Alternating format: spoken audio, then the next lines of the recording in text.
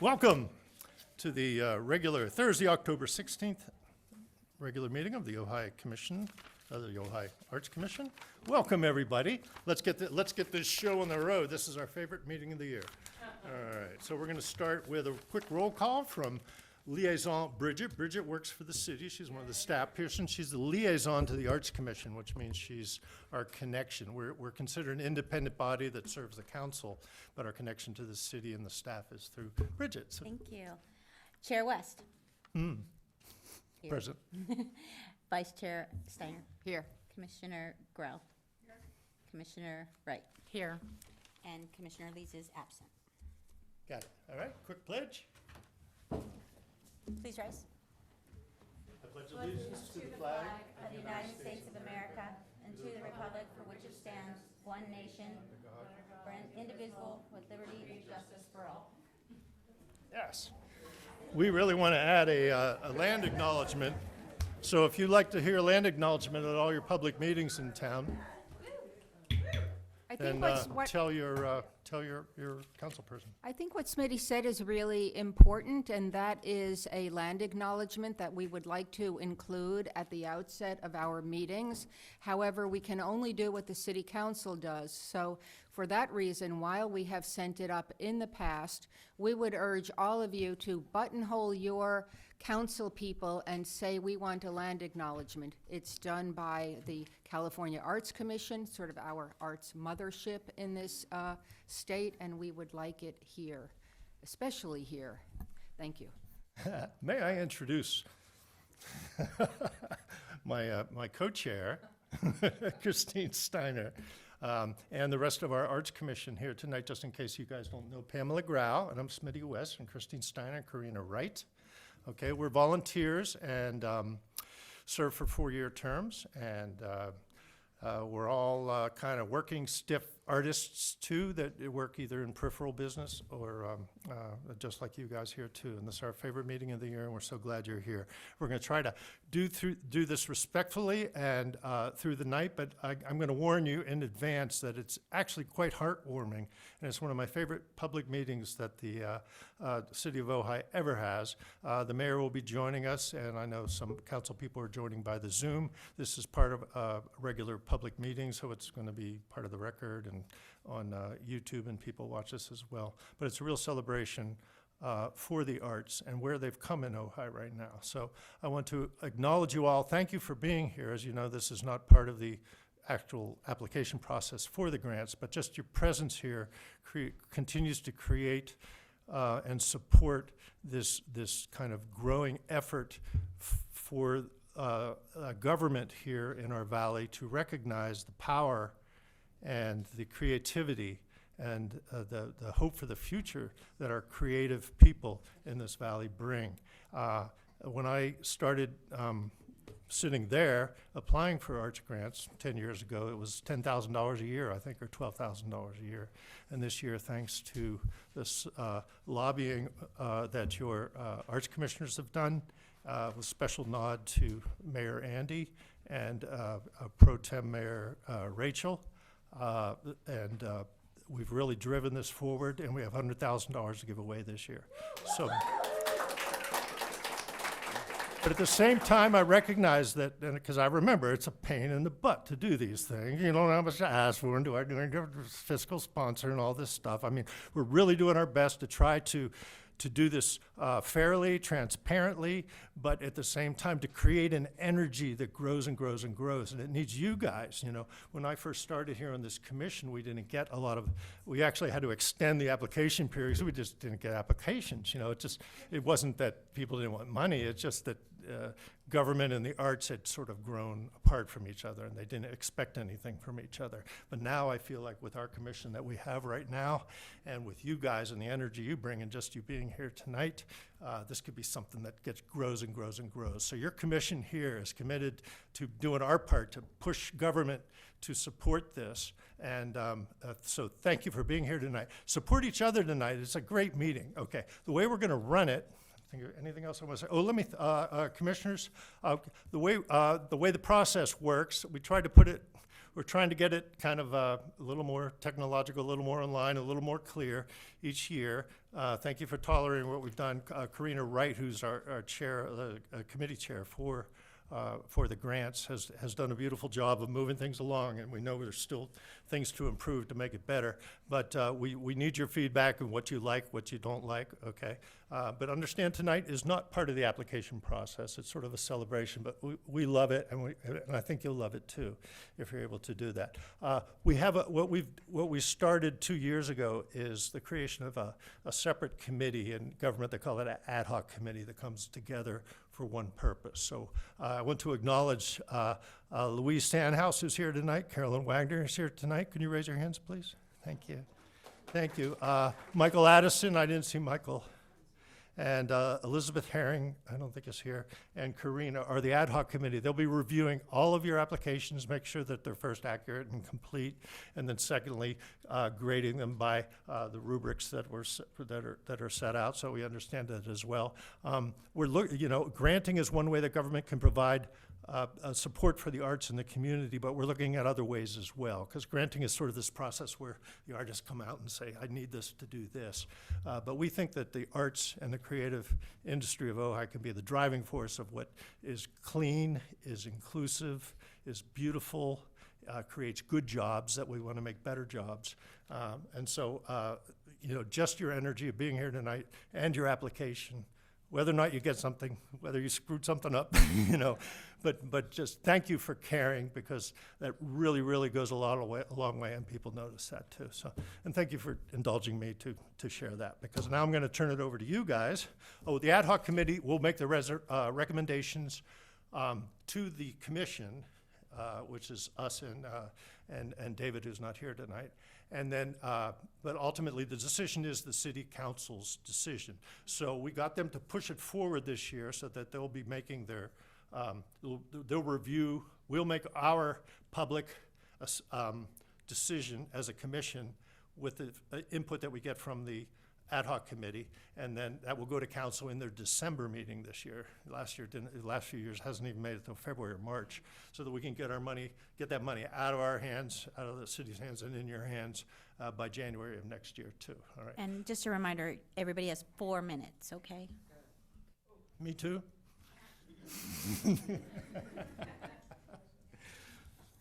All right. The way we'll go tonight is, I have your speaker cards. I'm going to go right down the order. Some people said they wanted to go early and do that. Some people said, oh, I'm waiting for someone if they show up.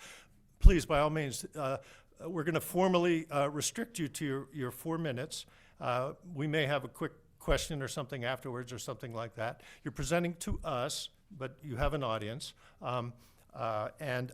If you need, something needs to change or something like that, please just come up to me or Bridget between speakers and say, oh, I need to get out of here. Oh, this is good, I'm going to stay, well, you can just stay or something like that. But I'm going to try to make this as fair as possible. But in the past, we can do this in probably an hour and a half, and people leave feeling pretty good, and I know that we do too. And so, thank you very much.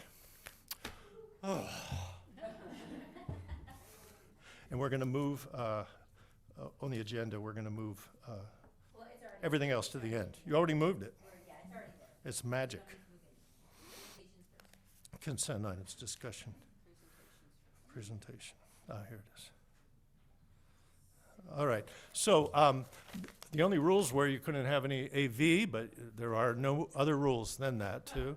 I'm probably supposed to say you're not allowed to make noise, but I'm not going to say that, okay? That's right.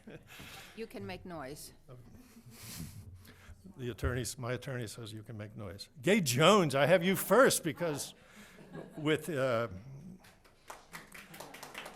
trying to read what you are. I know you're a director with the Arts Center, but is this Seussical? What is going on here? It's Seussical Junior, which will be in summer, next summer. So I'm going to start by saying I've been in arts education since 1964.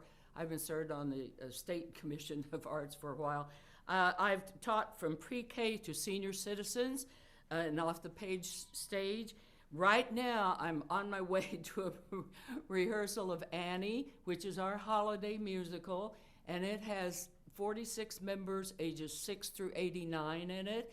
They're with the vocal director right now, so I probably should go help her, right?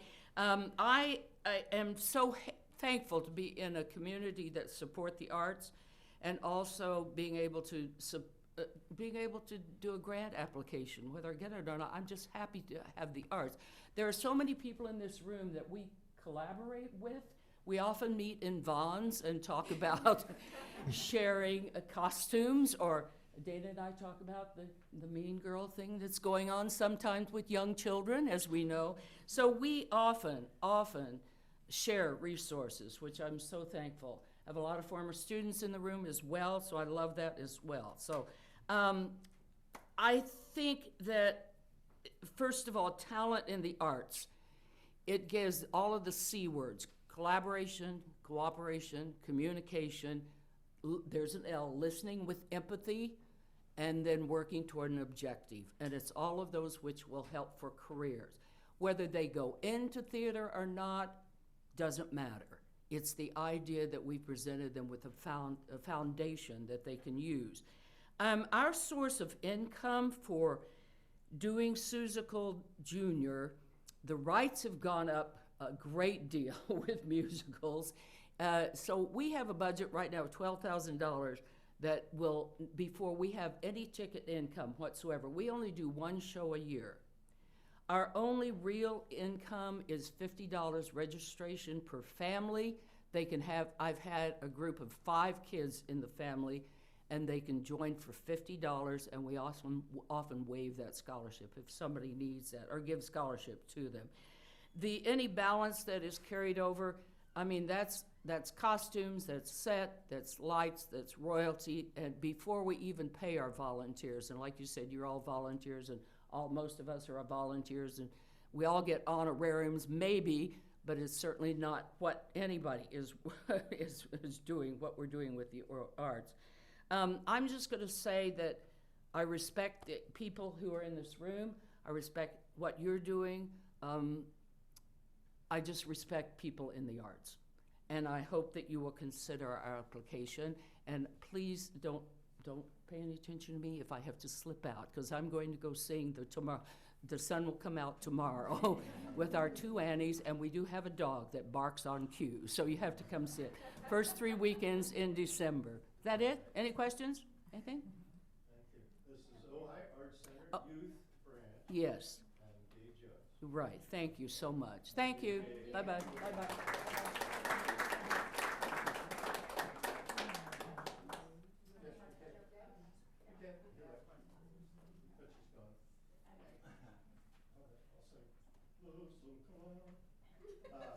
So, Ojai Pottery and Clay School, and we have Chris Land. Hey, Chris. Like Gay, I have a 6:30 meeting, so I'm going to be quick, and I'm going to miss out on hearing all of you, which is a disappointment to me, but I'll make sure to go home and watch the YouTube rerun. Thanks for this opportunity, and thanks for all the work that you do to keep Ojai such a vibrant and vital arts community. I'm here to represent Ojai Pottery and Clay School, and I've been on the board for the past couple of years. I took my first ceramics class there about 10 years ago after never having tried that before. I'm not going to go on about my personal story there, but the training and the community it's given me has been fantastic. Like so many of these other groups, it's one of the things that knits our community together. We're a nonprofit. Our mission is to create a welcoming community for artists to advance and promote ceramics. We come before you here to request your help in getting us off the ground with a new course that we're hoping to try that would target younger potters. Our goal is to remove some of the barriers that they face in getting access to our classes, which I'll explain in a little bit. And we have a plan in place to provide classes that are targeted, designed for them by experienced instructors, experienced instructors, and giving them a chance to try out pottery for the first time or to advance what they've already tried and liked. This is our first, as far as I know, grant application. And before I go any further, I want to introduce Kay Renius. She is our board president at the Pottery Studio, so she's here supporting me in this. Which one? Kay's right here in the front row. In case you don't know about our studio, before the Ojai Vineyard occupied the spot in the old firehouse. It was known as Firehouse Pottery. It was Frank Massarella's business there, ceramic studio and school for, I think, about 30 years. After that amount of time, he packed up and left for other adventures, and his students decided it was not the time to stop doing pottery. So they worked with him and set up a studio of their own in 2013, and since then we've been an all-volunteer board running this pottery studio. And we're not on Montgomery, we're on Fox Street, but pretty much right in the heart of town. We maintain a tight budget, normally in the black or very close to it year after year. We have a very high demand curriculum of classes. We offer 4 sessions a year. We have room for 40 students in each session, so that's 160 spots per year. All different levels of pottery and clay throwing, hand building, everything you can imagine. After more than a decade of successful operation like this, we feel like we can do more to achieve our mission than we're able to do right now. But we have a few limitations. One is that our classes fill, and just the workflow of a pottery studio is such that our kiln limitations and other limitations make it difficult for us to add more students to the mix of ordinary classes. Another factor is that our classes are mostly offered during the working day, which is not only difficult for working people, but it's difficult for students, and we'd like to do something about that. Our tuition can also be a challenge to some people. It's $450 for a 10-week session. That's competitive with what you might get at for-profit studios in Ventura, Santa Barbara, or around, but it's also a hurdle for young potters or anybody who wants to try something out.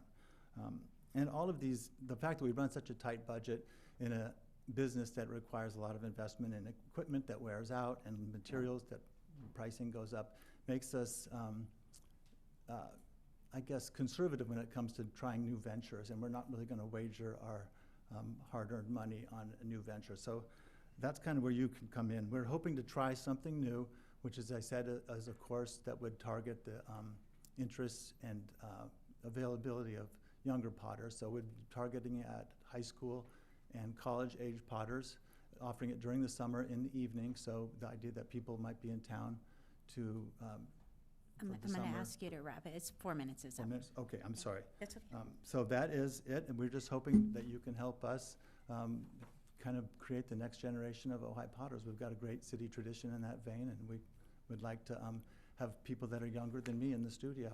So thanks for your time.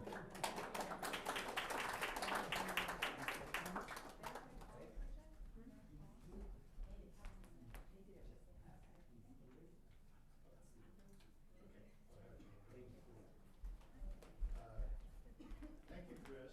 Thank you. We're going to call you Chris, the other Chris, Christophe up next. Christophe? I want you guys, wow, Christophe. Christophe, thumbs up.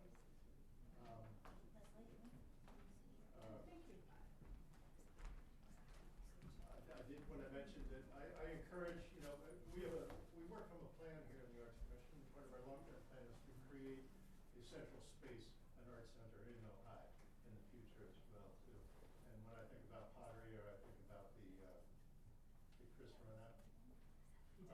Yeah.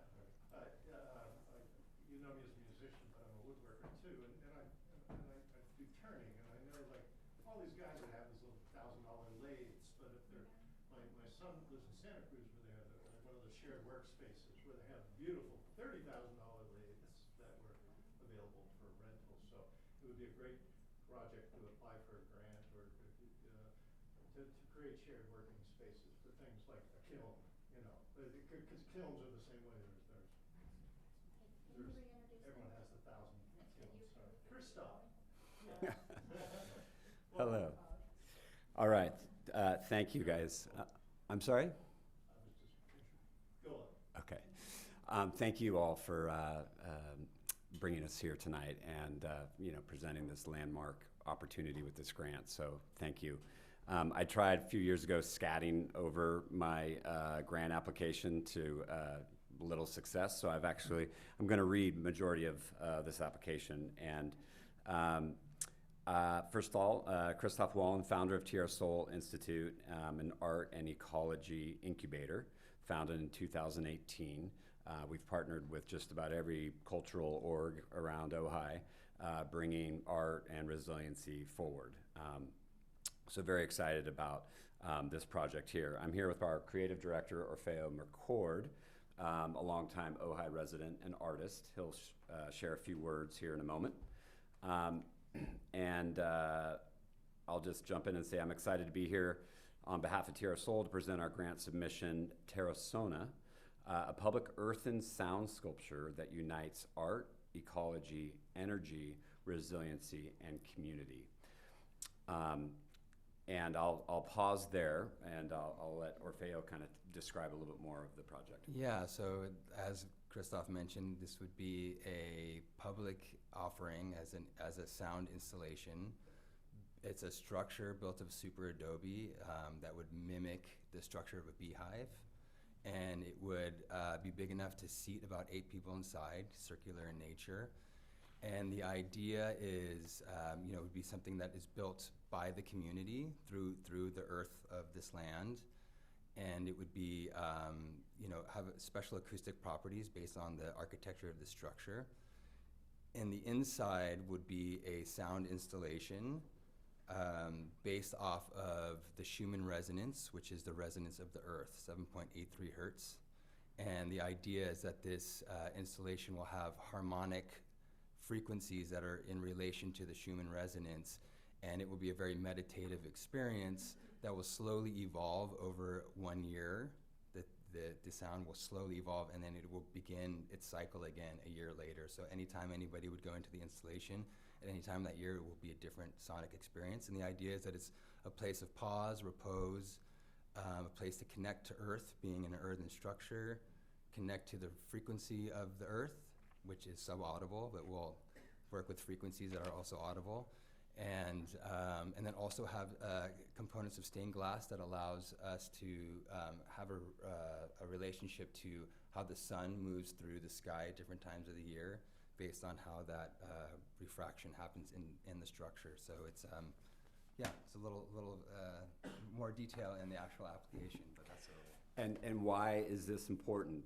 So there was a recent study released that revealed that humanity's connection to nature has declined more than 60% in the last 100, 200 years. And so just in general, we've lost our core identity that we are nature. And if you really think about going deeper to the root of our division, of our current malaise, it has to do with our relations. Do we have right relations with our planet? And so this structure and this initiative is really about that. And also, it will be built through a series of public cob and Adobe building workshops. So it's very inclusive, where residents, students, and artists will shape the walls by hand. Every fingerprint in the clay becomes part of Ojai's cultural story. We've also got a sponsorship through Smart Flower, which is a solar artistic structure that will power the Schumann resonance, and that's something that that's part of the application. So you have a relationship between the sun and nature powering the vibrational tonality of Terra Sona, the Our structure. 4 minutes is past. Thank you very much. Thank you, Christoph. I have a question. Do you have any information on where this would be installed? We've got about 4 or 5 locations on city public property that is recommendations, but like anything, it would be a collaboration with the city. There's also interest, of course, with Ojai Unified, on where this might land. But we've recommended a couple locations, but again, I think that would be a collaborative Okay, thank effort. you. Yeah. So, Yes. please, if I understand, it's a bit chicken and egg. You don't have a place, is that correct? Or you know that you will have a place, you're uncertain where? We have a place, but we would prefer it to be as most accessible as possible. And we bring this project to the city in hopes that maybe there is something, a piece of land that is city-owned that might be most accessible. Got it. And will this be permanent, or is it expected to degrade over time? Well, that's a great question. So what we've proposed in our application is semi-permanent, which would be a 2-year installation, which would give you the opportunity for us to come and either break it all down because it is super Adobe, or we could make it permanent if after the 2-year mark and decide to reinforce it. The maintenance and relationship would really goes well with the schools having sort of ongoing education about this structure. So it is a living exhibit. Yeah. Thank you, guys. Can I just remind you, there is a timer at the podium, so when you come up, you can watch your time from there, okay? Does it go yellow when they're like 30 seconds or not? Should go yellow, I don't see it going yellow, but the timer will be counting down, you'll see it. All right. The red lights will go. You'll see the lights. When it's no, it doesn't. Bridget will shut you up. I won't. And Karen brought Dan, and so from Mesa, I'll let Karen or Dan. Hello, everybody. Thank you. I'm Karen. This is Dan. I let Dan started to tell a bit about Mesa first, that you understand the context. So Mesa is a tiny home community for young adults experiencing homelessness out on the east end of Ojai on Gorham, 10-acre farm. We have 12 residents there right now, young adults 18 to 24 who were previously experiencing homelessness in Ventura County. Over half of our residents are former Ojai residents and current Ojai residents. So when our young adults are referred to us, one of the first things we do is we go through 8 points of wellness assessment. So not just looking at whether or not you have a job, right? But looking at relational health, spiritual health, mental health, physical health, legal, occupational, educational. Art touches all of those things and the expression of yourself through art. It's hard to do that kind of thing in homeless services without additional support. And Karen has come in and started an unbelievable program that I'm excited for her to tell you a little bit more about, and then I'll talk about some of the impact that we've seen. So my name is Karen. I'm a filmmaker. I'm doing fiction films. We'll tell it a bit more later. But I forget the word all the time. My English. I experienced homelessness when I was a teenager, and most of my films dealing with this. And cinema saved my life when I was 16. And through making movie, I stopped doing drugs and find, you can see all of me. And Ojai saved my life the second time 2 years ago when I arrived here, from the Middle East. And I find this amazing community and amazing people and the river and Mesa. And when I heard about Mesa, I came to Dan and I told him about my vision that cinema can save life. Cinema is very special thing. I speak all form of cinema, but I do fiction movie. And what I started to do in Mesa, for a few months I was a volunteer, and then I just believe in this project so much, is that I teach the participate all forms, all professions that are in cinema. So to write script, to be a director, to be an actor, to do the light, to be photographer, storyboard is the painters, they do the music for the movies. So what's special in cinema is that all form of art are mixed together in one movie.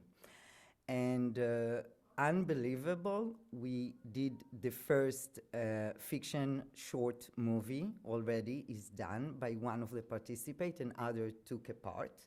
And also the community of Ojai take a part because they are like the mentors. So if one of the kids want to be photographer, we find a photographer in Ojai that teach them. If one of the kids want to be a makeup artist, we find a makeup girl or a boy from Ojai, so the community is a part. And the first movie was selected in Ojai Film Festival. So we will invite you for the premiere with Q&A with the participator of MESA, first time on stage speaking about their art.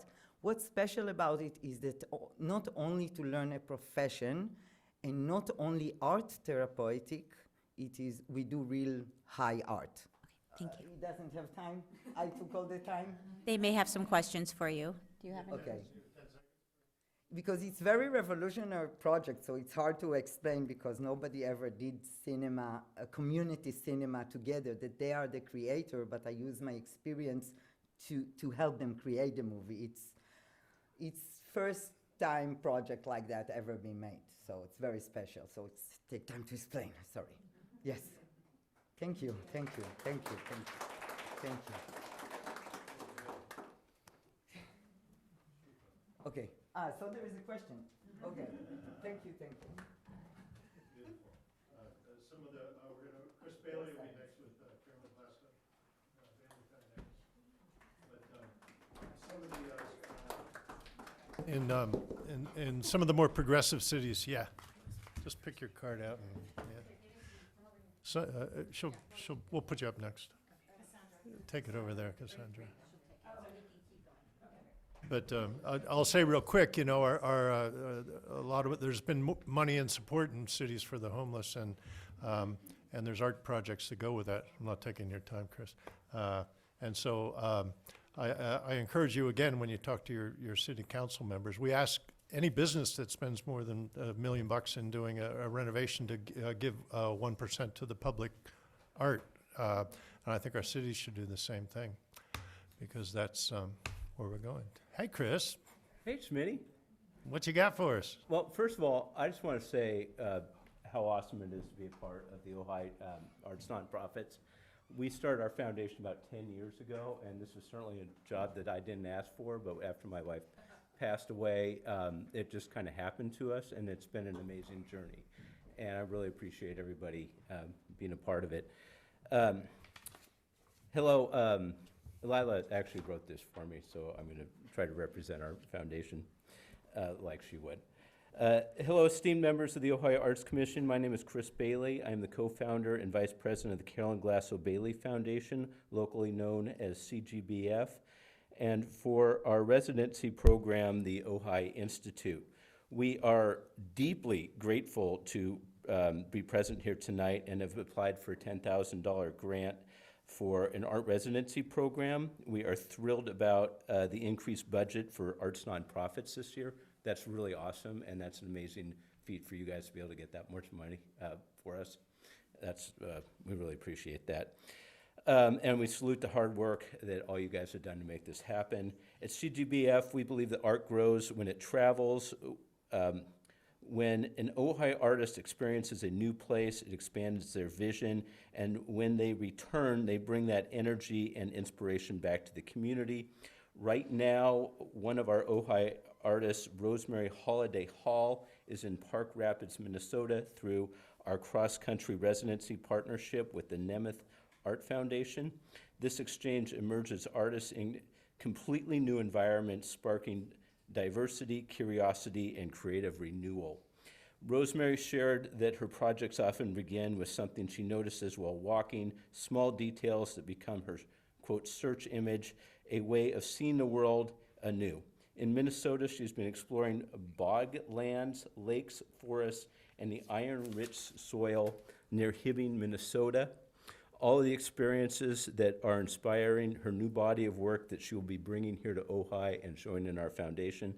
The residency is already expanding Rosemary's artistic practice and expanding her next major opportunity as an artist in residence at the National Center for Ecological Analysis and Synthesis in 2025 and 26.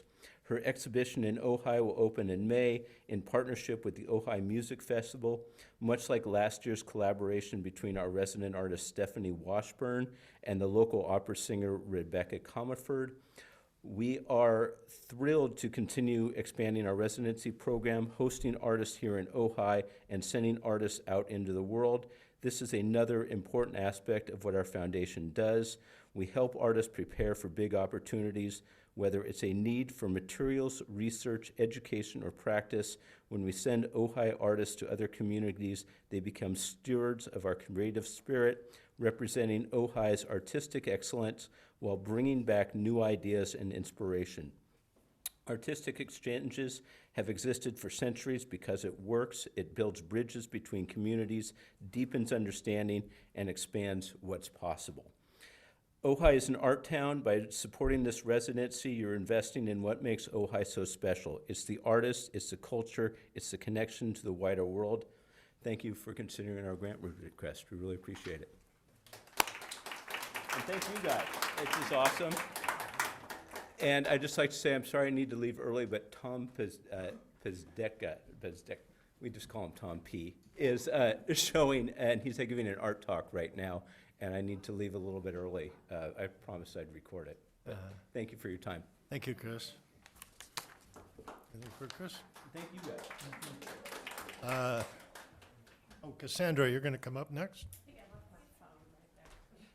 So Chris, if you don't know the Carolyn Glasso Bailey Foundation, they're right across the street over here on Montgomery.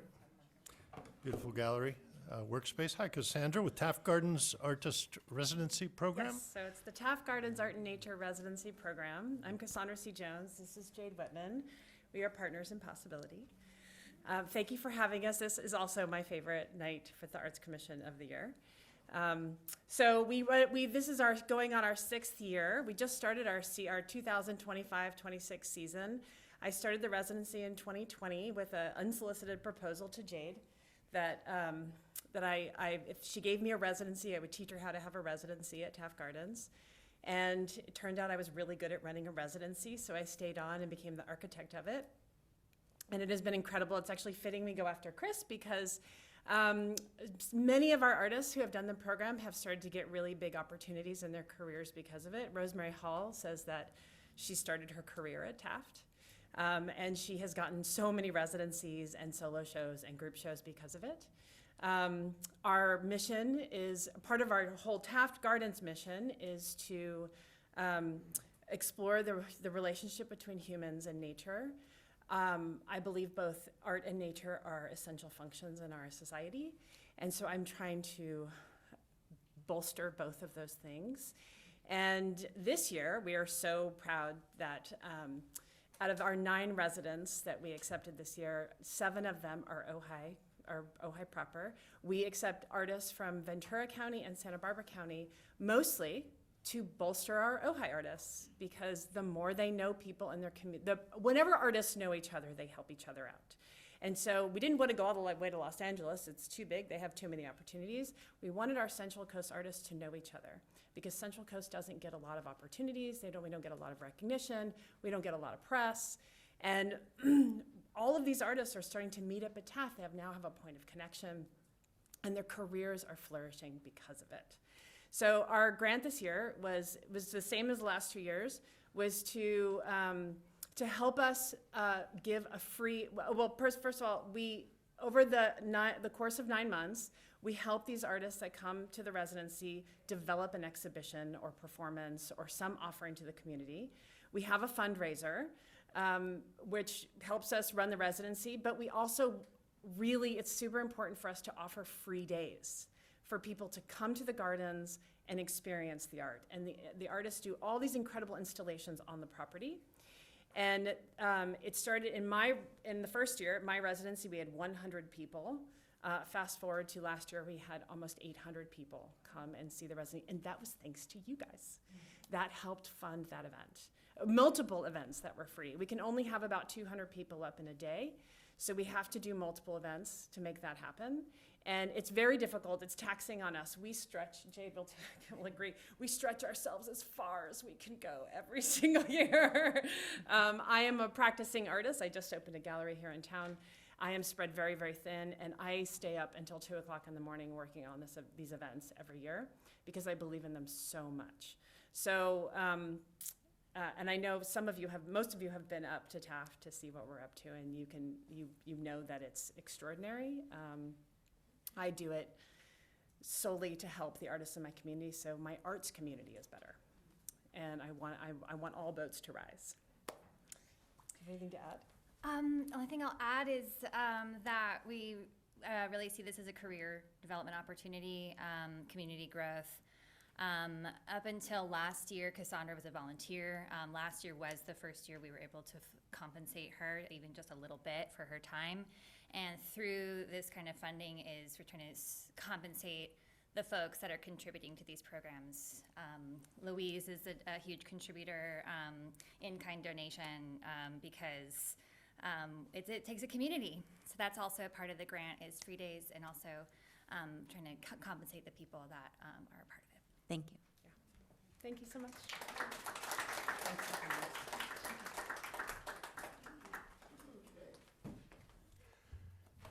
Thank you, Tafts. I'm going to move on to Dance Ojai. I have Isha as you, the speaker.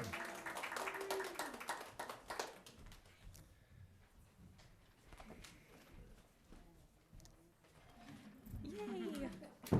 Okay, greetings. Thank you so much for allowing us the time to present a little bit about our organization and as well as share a bit about our project, the Ojai World Dance Festival, which you have all attended. Thank you.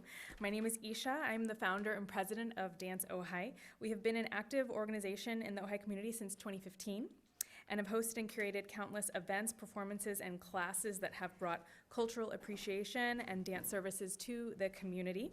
In order to expand our offerings and seek proper funding for our projects, we incorporated as a 501c3 last year. Joining me are some of our wonderful board members to share with you just how magical our second annual festival was this year and outline our project goals for 2026 festival, which is scheduled for Mother's Day weekend on Saturday, May 9th. We're very excited about that. Main goals are the continued enhancement of the cultural richness of Ojai by showcasing diversity and beauty within various dance traditions, the support of local multicultural performing artists and organizations, offering them a professional platform to present and celebrate their art, and bringing yet another amazing event to Ojai, continuing to establish a new addition and tradition to Ojai's artistic landscape, as well as drawing in people from all of Southern California to enjoy and increase appreciation for the multicultural dance arts and our wonderful town. I'll turn it over to Ishel to share a little bit about the specifics of our project. Hello. The Ojai World Dance Festival is a vibrant, multicultural, full-day event hosted at Libby Park and Libby Bowl. We feature a diverse array of professional dance groups from across Southern California, showcasing captivating performances ranging from Tahitian dance to flamenco, Indian classical dance to Chinese traditional dance, and much more. We also invite a variety of multicultural vendors, artisans, musicians, and food vendors to create a unique and enriching experience.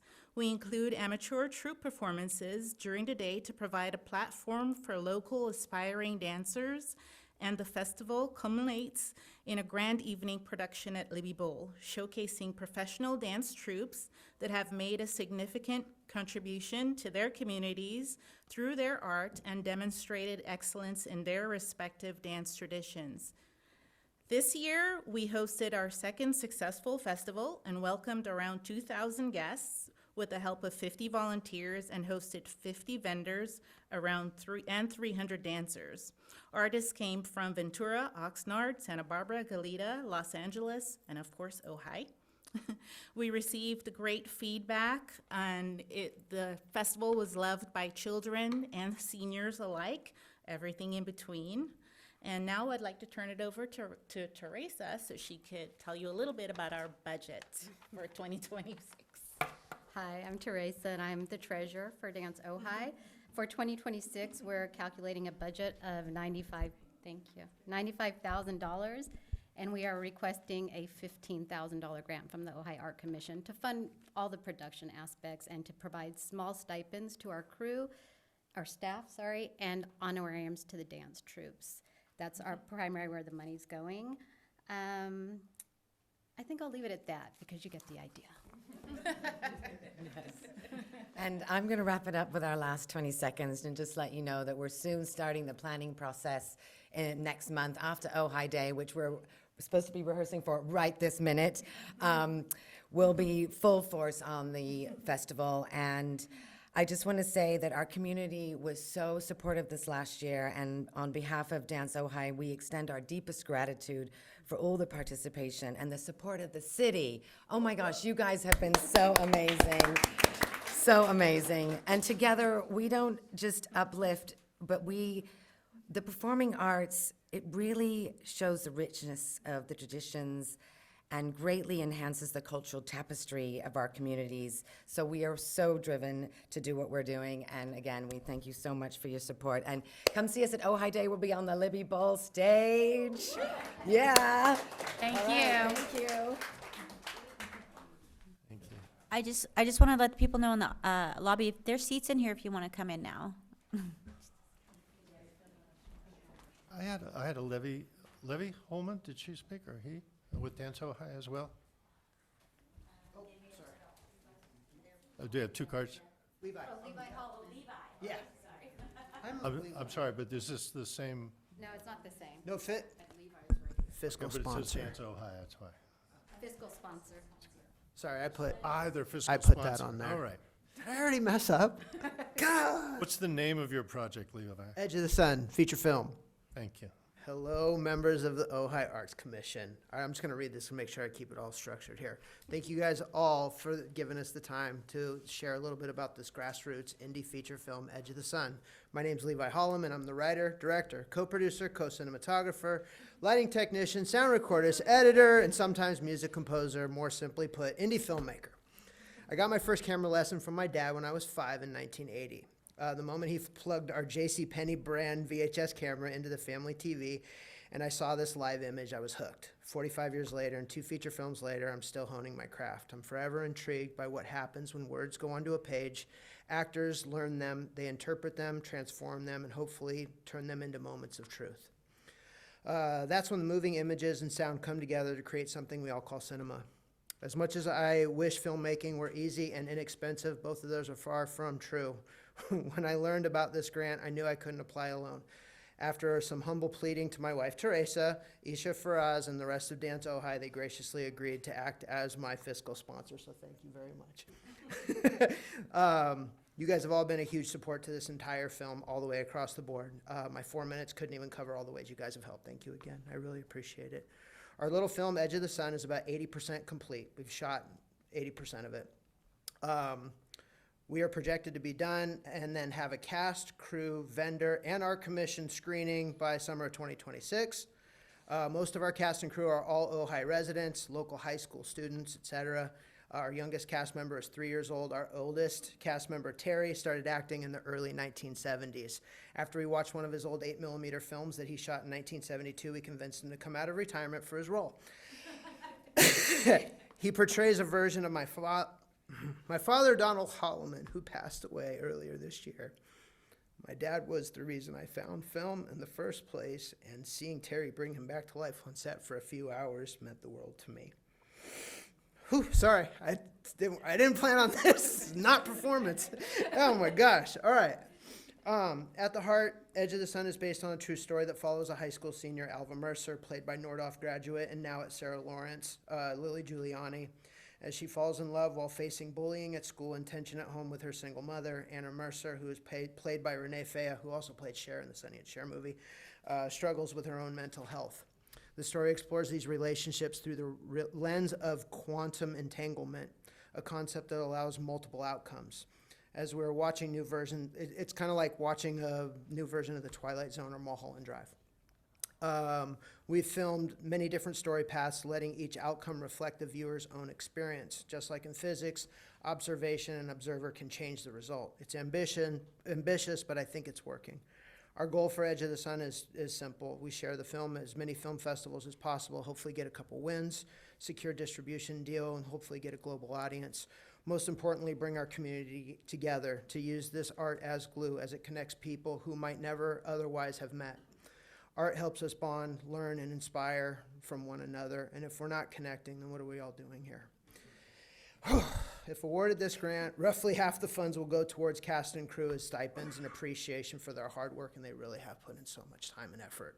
Unreal. The other half will support basically our post-production workflow. As a final note, my long-term friend Christian Minkler is a 3-time Emmy winner. He won for season 2 White Lotus. He was nominated for Quentin Tarantino's Once Upon a Time in Hollywood, has generously offered to handle all of our post-production sound needs at absolutely no cost. Thank you guys all for supporting the local arts, keeping creativity alive in Ojai. I saw it just went down to 0.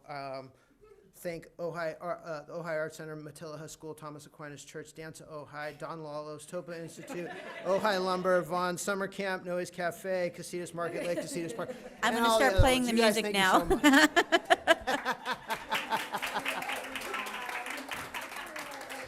Questions? No questions? All right. Thanks.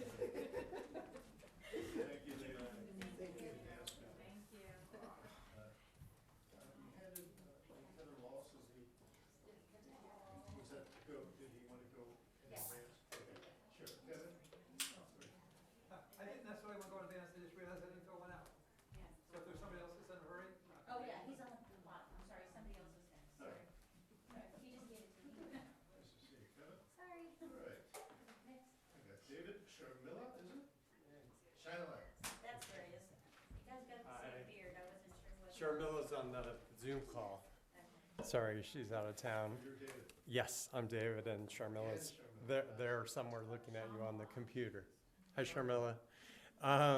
So we have Shine a Light Theater. It's a nonprofit. It's basically shines light on 2 very specific subjects. One is caring for a loved one with Alzheimer's, based on my own experience with my mom, and the other, unfortunately, and then the other is suicide prevention intervention.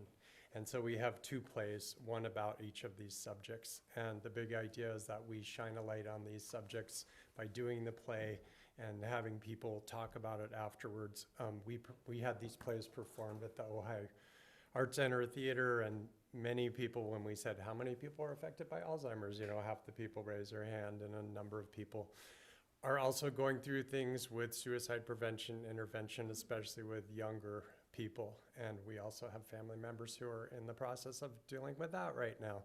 So we think that theater is a great way to, again, get the conversation going about this, so these things are not like something that's hidden in the shadows, and hopefully people can see these plays and they can see themselves in the play, and it can create empathy about these subjects. So what we're proposing is to do it again in the springtime. The Ojai Arts Center Theater was very sweet. They gave us a great deal because we're a nonprofit, but we still do have to pay them. So it's for, you know, a week of rehearsal, doing 2 nights, which normally would cost $2,500 a night, but they're giving us this nonprofit deal. You know, a cast of 6, almost everybody here is from Ojai who's involved, you know, the crew, everybody. And so we want to do this again, do it for free for students so that they can see this. One of the plays is about a girl in Ventura who's considering suicide. She's 17, gone through a family tragedy, and she lives with her mom. In the end, it's hopeful, and she doesn't kill herself, but it's a way of kind of bringing up this subject again so that, you know, younger people can see themselves in this person and maybe just talk about it. We had a talk back with a person who is a therapist who teaches at Pacifica and took questions afterwards, after this play.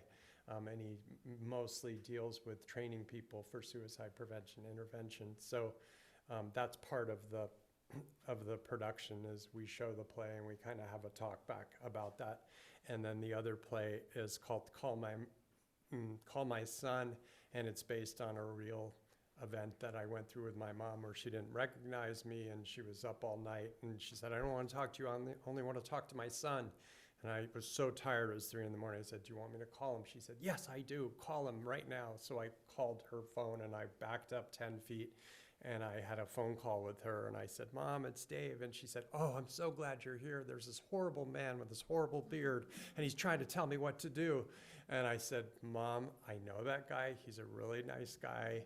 And I promise you, just as a favor to me, not to him, can you go to sleep? And we're on the phone, and she's 10 feet in front of me, and she went to sleep. And these are all, this comes out of my own experience. And there's just so many more people now. I don't almost know anybody who's not dealing with this with a parent. So again, it's Shine a Light Theater. Sharmila and I were the co-founders. She's my wife. We have a special place in our heart for the Ojai Art Center Theater. We got married there. And then our only wedding gift was, you guys put it in for Shine a Light Theater. So they did, and we got our first production done, which was great. And now we're asking you guys to help with the second production.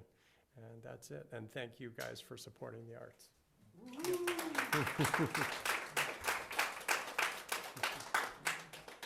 Thank you, David. Was it 2 shows the same night? It's yes. Okay, yeah, okay, cool. It's 2 1-acts, and the whole program's about an hour and a half. Very cool. Sharmila has her hand raised here. Did you want to have any, or Who did? his wife? Oh. Did you want to hear from her? Yes. Okay. Go ahead, Sharmila. Hi, good evening. Thanks for having us. Yeah, so it's over, we did it over 2 days, and it's 2 shows back to back with intermission and a talk back after the first play, which is about teenage suicide prevention. And it was a great reception. I'm also with Dance Ojai. I'm a dancer with them. And so a lot of them came and supported and saw the show. And we just got really great feedback afterward, like how moving it was. And we're gonna wrap it up here, Sharmila. Sorry. Go ahead. We need to wrap it up here. Okay, that's it. Sorry. Yeah, so Thank you. I just wanted to give you an opportunity. Thank you for letting us present. And I'm sorry, I didn't know it was the same thing. Okay, yes, go ahead. Julian Harrington is here. Ovate. Hi, everybody. Well, you'll notice one thing. I'm solo tonight. Susan apologizes. She had a previous commitment. So there'll be less jokes, but I can talk behind her back. So that's a cool thing. Oh, we're starting with the timing. Okay. I'm for Ojai Valley Artist Theatrical Ensemble Ovate and Ovate Studios. Susan Collegian and myself, Jolene Ray Harrington, met in 2017, and the rest is history. We've, between the 2 of us, we calculated we have almost 100 years of experience. I'm not kidding, I feel really old. In live theater, multimedia, film, TV, education being a key component, and that's something that we formed Ovate around. Education is going to be part of what we do. We want multi-generational experiences, and we want social relevance. And with that in mind, our upcoming project is a 4-part audio drama. Yes, we're going back to the audio format. It's called 17 Jars, and it is based on Susan's play that we workshopped during COVID. And when we were doing that workshop with local actors, by the way, it always struck me that this would translate really well to the audio format. And when we've had a really busy year, thank you guys for helping us have a busy year. And when we were brainstorming projects for 2026, this one topped my list. The story, are you ready? Cue the sound effects. Whoosh. A derelict farmhouse across from a cemetery. An eccentric old woman who won't let go of grief and hope. An interracial romance, a mysterious disappearance, and a 50-year cover-up. Against this tense backdrop, we meet 3 teens. Sarah, the daughter of the local police chief, finding the courage to break free from the rules for once. Jake, a sensitive young gay man, coping with an abusive father. And Maddie, still reeling from her parents' divorce and experiencing an existential crisis. When these 3 teens receive eerie psychic messages connected to that farmhouse, they visit the old woman and learn her story. Touched by her deep turmoil and the injustice that she reveals, the friends determine to uncover the truth, and in the process, they also find their own strength and healing. It's a really beautiful story with a hopeful ending that explores generational trauma, issues of intolerance, and dealing with dysfunctional communication. But it ends on a hopeful note. Everyone learns. They come together on a Thanksgiving, share good cheer. And so we are thinking, if funding allows, that around Thanksgiving 2026, we'd like to do a live staged reading, complete with sound effects and live music, and invite local audience to come and experience it with, of course, our traditional Ovate talkback, where we can explore how the words and performances have impacted the audience and also pull the curtain back on a little bit of the creative process. Speaking about process, let me hit logistics really quick. Some of you remember that we have a micro studio on our property with really cool high-tech gear. Great engineering, great editing, music, all that good stuff. And of course, we've been very, very fortunate to develop a network of beautiful creatives that are determined to work with us again. We've recently expanded our studio. We will now be able to record up to 5 actors at the same time, which will streamline our process. And I want to talk about money really quick on my last few seconds. We have never taken any money throughout the years we've been at our nonprofit organization, but this time we actually put a little bit for ourselves into the grant because we realized psychologically that if we want society to recognize ourselves as artists, then we need to do that first. And we thank you for that. Appreciate it. Take care. Questions?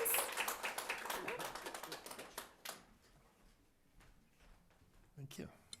Okay. Next I have Ojai Playwrights, and Lily Brown is here too.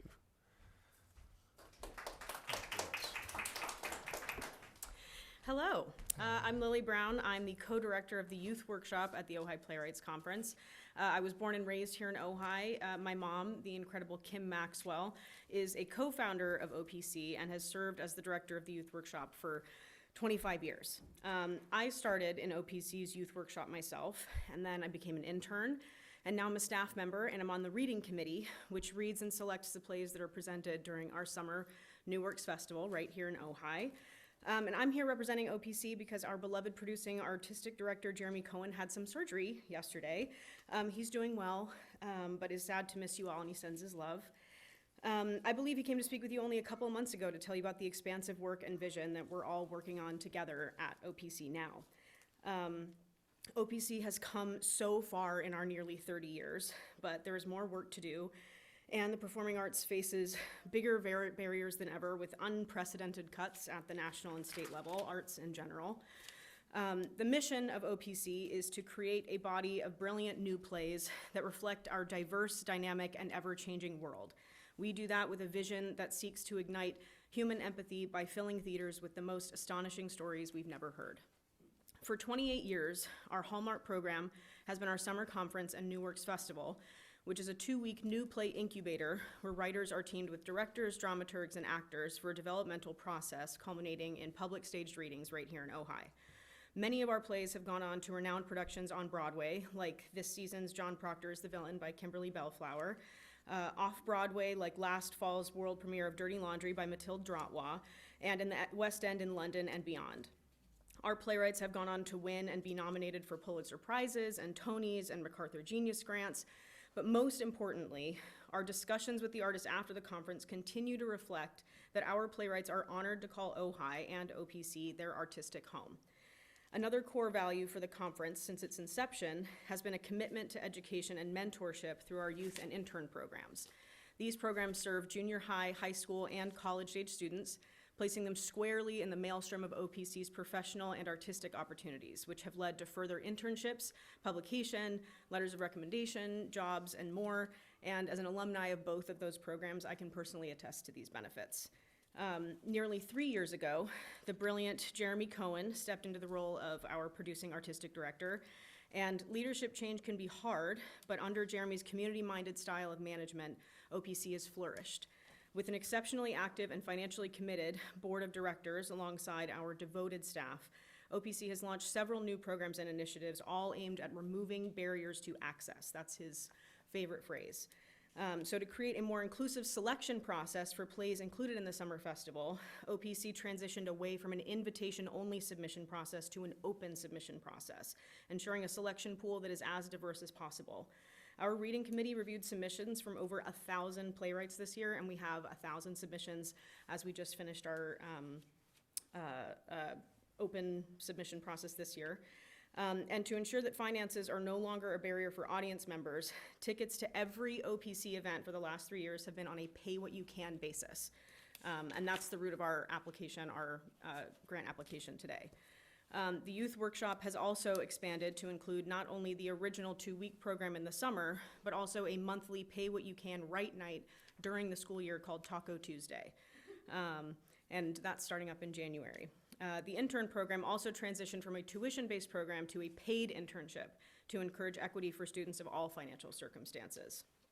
OPC has expanded to become a more equitable, accessible, and year-round organization here in Ojai, and Ojai Arts Commission support is essential to the continued success of these new inclusion-minded programs like the Pay What You Can tickets, and is the key to opening the doors further. I just want to say thank you for supporting the arts at this absolutely crucial time.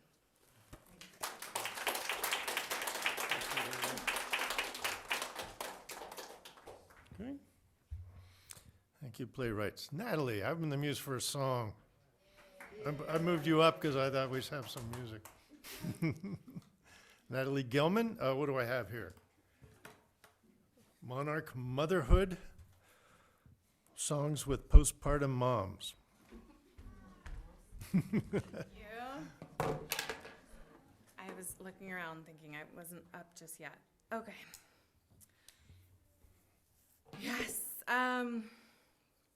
I'll share a little bit about what I'm hoping to do and then play a little bit of guitar for you guys and a song that I have. So 3 years ago, I became a mom, and I've been a songwriter my whole life, and it's how I've been making a living, and it's what I fall back on when things are really crazy in the world and in my life personally, and I'm thankful that I had that outlet when I became a mom, because it's like just a complete, total transformation. And what I want to do is bring that to people who don't have that outlet, and at all stages of motherhood, from trying to conceive, to being newly postpartum, to even some of my friends now are going through a lot of a whole reworking of their lives as their kids go off to college. So I want to kind of arc that, mostly focusing on newly postpartum moms and that transition, and capture that experience in a song that hopefully gives them some grounding and something to be proud of, and bring us all together in a performance on Mother's Day of 2026. I'm sure I forgot something that I was gonna say. Yeah, so I'm just gonna sing for you guys, and the grant will fund the writing and the performance. I'm hoping to have a full band backing them up and have some of the mothers sing and perform if they can, and record those songs for posterity, and then open it up to the community in that public performance so they can feel seen too. I think a lot of times we hear something and it helps us realize we've been through something similar. So here's just a little bit of a song that I wrote when my daughter was about a year old. Just kind of looking back at my own mom who had passed from Alzheimer's, and feeling that triangle and that connection and that through line.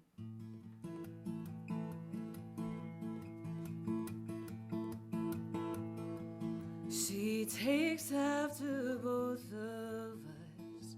She can be real mellow, she can raise a fuss. She laughs at jokes as if she knows a word of what she said or where the punchline goes. She can't even walk yet, she's already doing stand-up.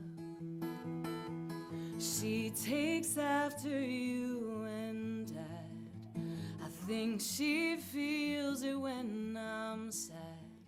She gets real quiet as she waits till I can hold her close and lift the weight of everything we never got to say.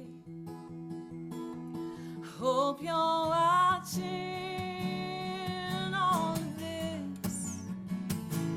The beauty in the fragileness. How I've broken and how I've tried to at least not tell myself you're alive. Something you wouldn't want to miss. Hope you're watching all of this.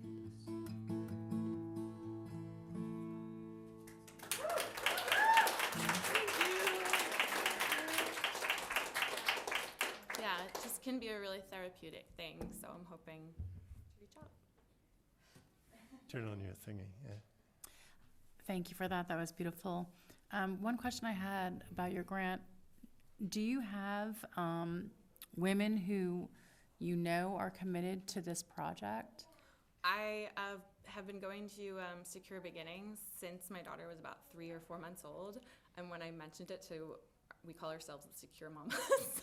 When I mentioned it to the Secure Mamas, a bunch of them were like, I want to do that, I want to do that. So I know there's people who are really excited about the idea, and I talked to Renee. They're not my fiscal sponsor, but we were considering that option, and so her and I have talked extensively about outreach to the community to make sure it's available to a lot of people who would like to do it.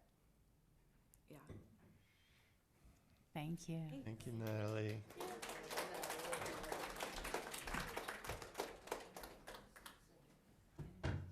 Okay. There are seats in here. If any of the mayors want to come in.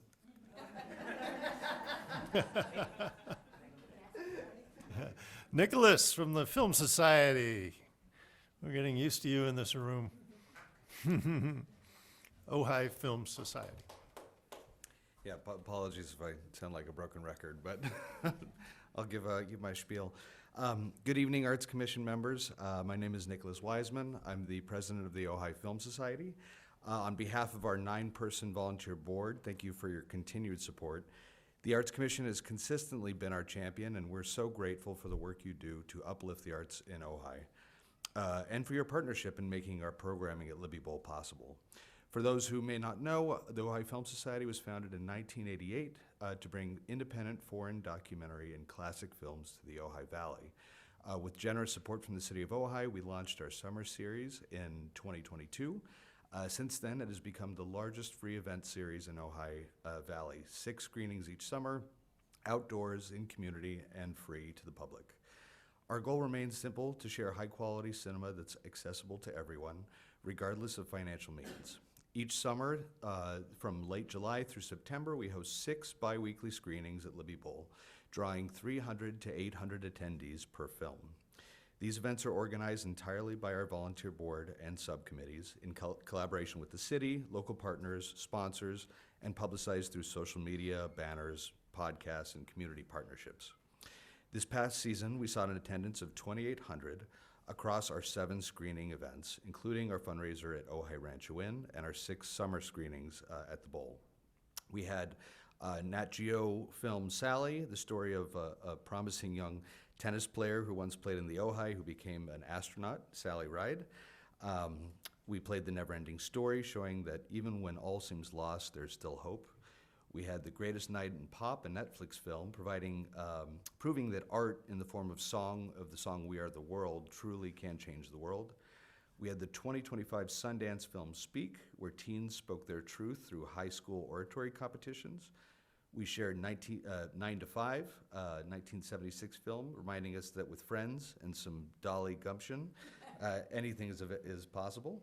And finally, a return to a film first shown at the Bowl a decade ago by the Film Society, Close Encounters of the Third Kind, bringing our audience full circle under the stars.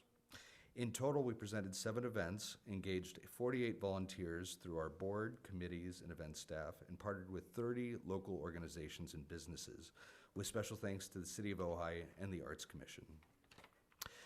Thanks to the Arts Commission grant, we were able to host 8 award-winning filmmakers who shared insights into their creative process and provide stipends to 6 local artists featured in the Ojai Artist Spotlight Series we started this year. This included Jamie Stratford, Amun Levy, Michael Jorgensen, Joel Fox, and Ben Grace. These contributions enrich the audience experience and strengthen ties between filmmakers, artists, and the community.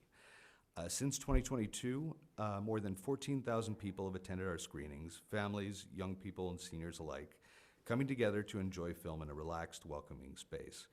These gatherings strengthen the social fabric of Ojai, reinforce Libby Bowl as a cornerstone of community life, and foster a deeper appreciation for the arts that lasts well beyond the summer season.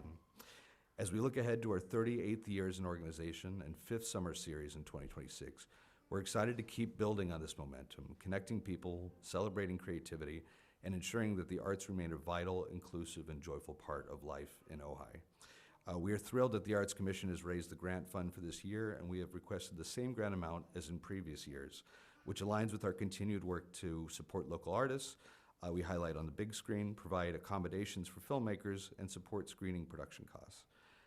Thank you for your continued partnership, your advocacy, and your belief in what we do. Your support keeps the community shining on screen and beyond. Thank you.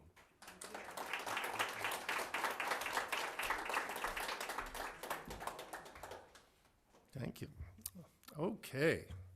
Speaking of institutions, how about our museum? Wendy Barker, please come forward for the Ojai Valley Museum. Good evening. I'm here to talk about an exhibit that we have coming up next year, and it's actually version 2. So in October of 2023, we did an exhibit called Ojai Mystique. We invited renowned artists to come and paint here. Some of them live here, some of them live in other parts of California, and a few live out of state.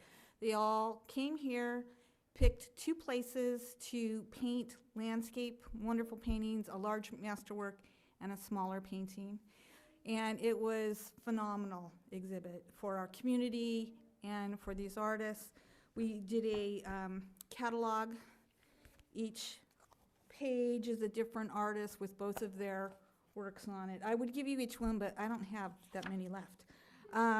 This is John Nava, is one of our local artists, but this is on the schedule again for April. There's 19 committed artists. Again, some are local, some are not. It's being curated by Dan Schultz and Jennifer Moses, who both live here.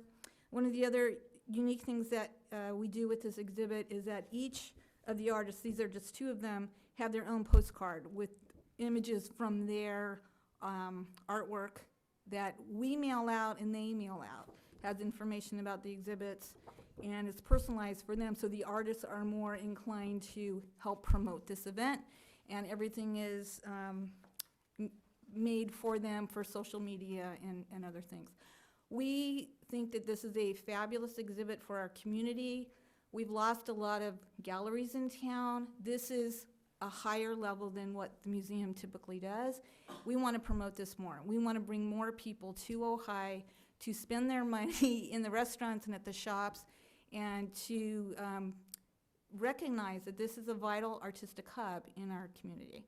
So we're asking for funds to help promote it and to help produce the book again. We appreciate everything that we do with you. We work with you guys a lot. And last year we got money for our giant puppet. I hope that you enjoyed that in the parade. We thought it was a lot of fun. And we hope that you'll support this great exhibition. Thank you.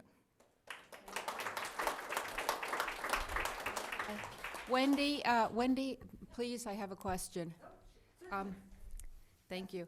It is my hope that these works will be for exhibition and not for sale. And the reason I ask that is because where nonprofits regularly sell works rather than display works, it raises a question about many things, including nonprofit status. So my question is, are these works for exhibition, or will they be for sale, as would be the case with a commercial gallery? They will be for sale. So you have brought up this question before.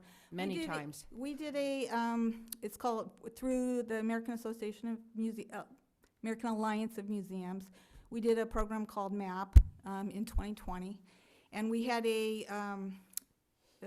peer reviewer that I contacted and talked about this. He told us in no uncertain terms that it does not, that many museums do this, many big museums do this, and that is not an issue with accreditation or with anything else. A number of these artists, most of whom are members of the California Art Club, they do this all over the place, and their artworks are for sale, even in places like the Ojai Museum. So it's not unusual. We've been assured that it is, yeah. I know that, but it is unusual. That it happens in big museums and small museums all over the country. Thank you for that. Thank you. Thank you, Wendy. All right. Ojai Youth Entertainer Studio, Dana Santoya is here tonight. Oh, yeah. All right, thank you so much. I'm very grateful to be here and present my comments to you all. First of all, I'd like to thank you for the past support. I know that our organization would not have the success and the longevity that we have had without support from the City of Ojai and grants that we've received in the past. So I know that that's really made a huge difference for the children in the community. First of all, my name is Dana Santoyo, and I have the privilege of serving as the Artistic and Executive Director for Ojai Youth Entertainer Studio, or OYES.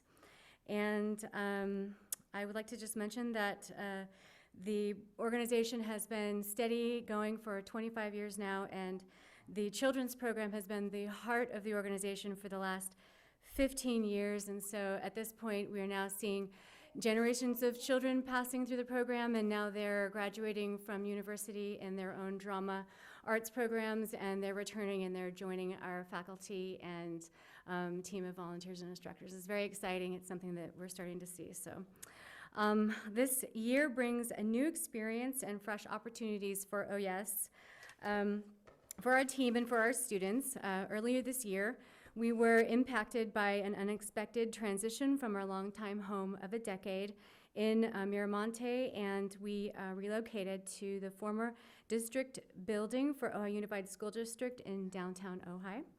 And transitions like this are naturally challenging, but we are proud to say that we have come through it with flying colors, and our programs and community demand continue to grow. We have a formal agreement with the Ojai Unified School District that provides us with stability, modular rehearsal space, back office space here in the heart of Ojai, which allows us to grow and expand our programs. Annually, we serve between 150 and 200 children in grades K-12, and even through the transition, the demand for our programs has been even higher, and at any given time, there are at least 40 children on our wait list. And right now, we have to turn children away because we don't have the resources to expand any further. It's been difficult, and I'm the one receiving all the emails and the messages from parents. It's just difficult to watch the wait list pile up and see children eager to learn and explore and know that their creative potential may go unexplored because they were denied a chance to participate in an experience with their peers that are having at OYES. We are also aware that we fill a gap where public schools may be lacking in performing arts education and dramatic arts experiences. And we know that from experience that we are also filling a gap and helping children forge invaluable relationships across schools. So we have this beautiful cross-pollination from private school to public school, and we see children forming relationships and a sense of belonging that grows through our productions, and we know that it's meaningful, and the performances are a bonding experience for our community. OES is not only providing access to creative learning experiences, but bridging these divides. And we feel strongly that we're confident that we can expand further and that we will be able to serve these children on our wait list in the spring. We're excited about the expansion efforts, and we know that we're going to have a Shakespeare program and live radio shows and expanding the musical, and I hope that you can consider our application and support us. Thank you so much. I appreciate it. Thank you, Dana. Who has what? I'm just going in order. All right, let's move along to Linda Taylor's here for Ojai Studio Artists.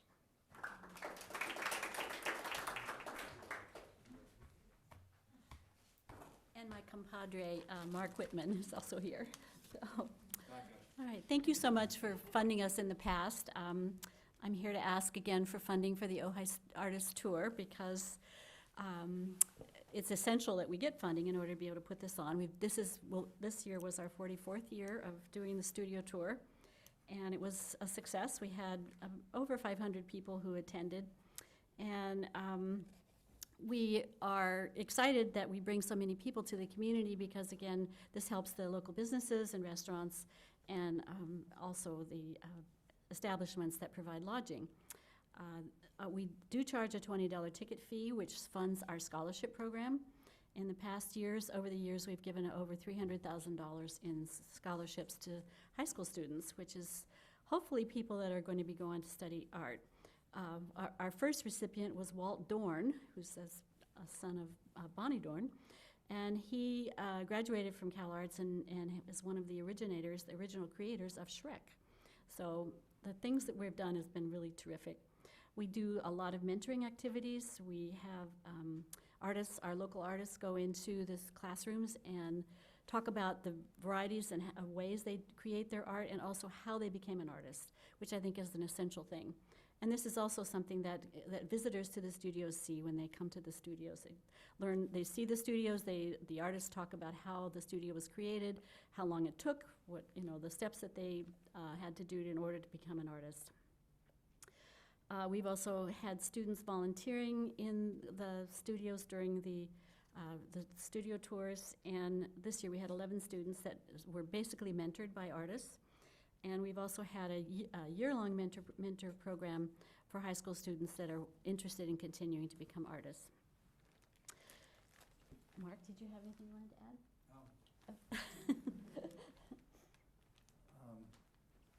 I'd just like to add that it's a group of 70 inspired artists. They're all Ojai locals. It's a 100% volunteer group with one paying position of bookkeeper, and the group is it's a lot of work putting on the tour that we just had this last weekend, and so the artists are not only putting on the show, organizing the show, they're putting together their own studio, and then they're trying to sell their work, and so the funding, it really helps us a lot. And I have brochures. I'll put them on the end of the table here, and you can look at them. This is what we handed out to the attendees this year. And any questions? Yes. I have one question. The breakdown of Ojai residents versus out-of-towners, what would you guesstimate it was? I was on the tour and enjoyed it very much. Saw a lot of people I knew. But what would you guess are out-of-town versus local? About 70-30. 70% people from out of town and 30% locals. Oh, great, We have a second Saturday tour that is probably primarily locals, but I think it's really important for the local community to understand all of the creativity that's here in Ojai and the fact that they can actually go to a studio and see what happens and how things are created. So, very important. Thank you. Thank you, I'm going to call up Gina from the Ojai Music Festival. I did want to make a little nod to the art tour people because When we lobbied for additional funding, there was a discussion about should this only go to Ojai residents or, but we were able to convince council that our artist community here is broader than just where these random borders are, where the end of the city ends. And we took note that the majority of the stops on the Ojai Studio Artist Tour were outside of the city limits as well. And that there's a lot of reasons for that. A lot of it has to do with housing and, you know, poor artists and things like that. But I think that was one of our successful achievements to recognize that our arts community is you know, doesn't, we serve each other and we serve our whole community here in the Valley, and the grants are available that way as well. So thank you for that, to Council and Mayor for your progressiveness in that respect. Gina is here. Did I call you? Yeah, please come.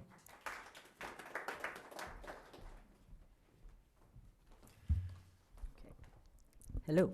Oh, that's loud. I'm going to read also so I don't go off script and stay on time. First of all, I'm Gina with Ojai Music Festival, and I want to also thank you, the Arts Commission, the City Council, city staff who supported this increased efforts of funding. I think that's a testimony to all of you, considering there is difficult times with the arts in our country, with funding cuts, including the NEA, which we were affected by. So applaud to all of you for your real, you know, tightened efforts there.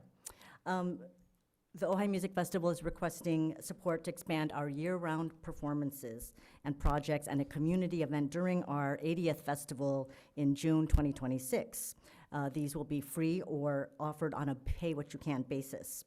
These projects reflect the festival's long-standing ethos to make transformative, innovative music during the festival weekend, as well as year-round programs, including like our Bravo Music Education Program, which serves the Ojai Valley Public School kids. These programs that I'll be talking about provide the community here to gather, to listen, and to connect through shared live experiences, which is really, I think, key to what we do, and so many of these folks here, is it's about that live experience, that interaction between people instead of your TV or, you know, phone screens. Your support last year made possible our free morning meditation concert at the Ojai Meadows Preserve in collaboration with our friends at the Ojai Valley Land Conservancy, which exceeded our expectations. We had over 400 people, 2 horses, and several dogs who enjoyed this concert. I can attest to that because I saw many of that. The combination of music closely connected to nature made it an experience that resonated with the participants, including the animals. In the proposal that we have put forth to you tonight, we specifically are asking to help us underwrite 2 projects, and 2 before the festival, and then a 3rd one during the festival. The first is called Sound Unseen, which is very mysterious. It'll be in January of 2026, and it's actually an experiment in listening where audience members, picture this, will be inside a pod that's curtained, sitting inside, while the performers are actually performing outside. There will be 6 pods and 6 musicians. It's going to be a wild ride, a usual Ojai Music Festival feat for us, and we are happy to collaborate and create this project with Ojai resident Will Thomas, who is also a producer and composer himself. The second work that we will be doing in March 2026 will be by acclaimed Indian American composer Reena Ismail. Here's another mind bender. It will be a blend of Hindustani vocal tradition with Baroque instrumentation. So hear that in your brain and it's going to blow your mind. It's weaving cultural traditions into one transformative performance, and these 2 performances we would like to also option with a pay-what-you-can models to create less barriers, and that line that Ojai Playwrights Conference, beautiful, I love it. The next thing that we would be asking during this proposal period is, again, once doing another morning meditation for the June 2026 festival, which will be part of our 80th anniversary season. Like last year, we're allowing our music director, and this year it will be the celebrated composer-conductor Esapeka Salonen, to, as he likes to say, where dreams come true in Ojai, And he's planning to dream up a wonderful concert that, again, that blends nature and music together at the Ojai Valley Meadows Preserve with the Conservancy as our partner. By supporting these programs, and my time is up. Thank you so much. That was fast. I could kept going. So anyways, thank you and good night. Any questions? Gina, I have one quick question. Yes. Thank you for that. Yeah. Your last year morning meditation was totally amazing, and I know that the grant last year went completely toward that project. Yeah. So this year, with the two advance works, both Will and Rena, plus the morning meditation, how will all that work out budget-wise and et cetera? It's a good question. So in the total of those three projects were $22,500. And we're putting forth the request for $12,000 to help pay for those three. There's more costs to that, but that's what we would ask for you to subsidize, or those for those three, $12,000. Does that make sense? Does that answer? Yes, thank you. Okay, thank you, Christine. Good night.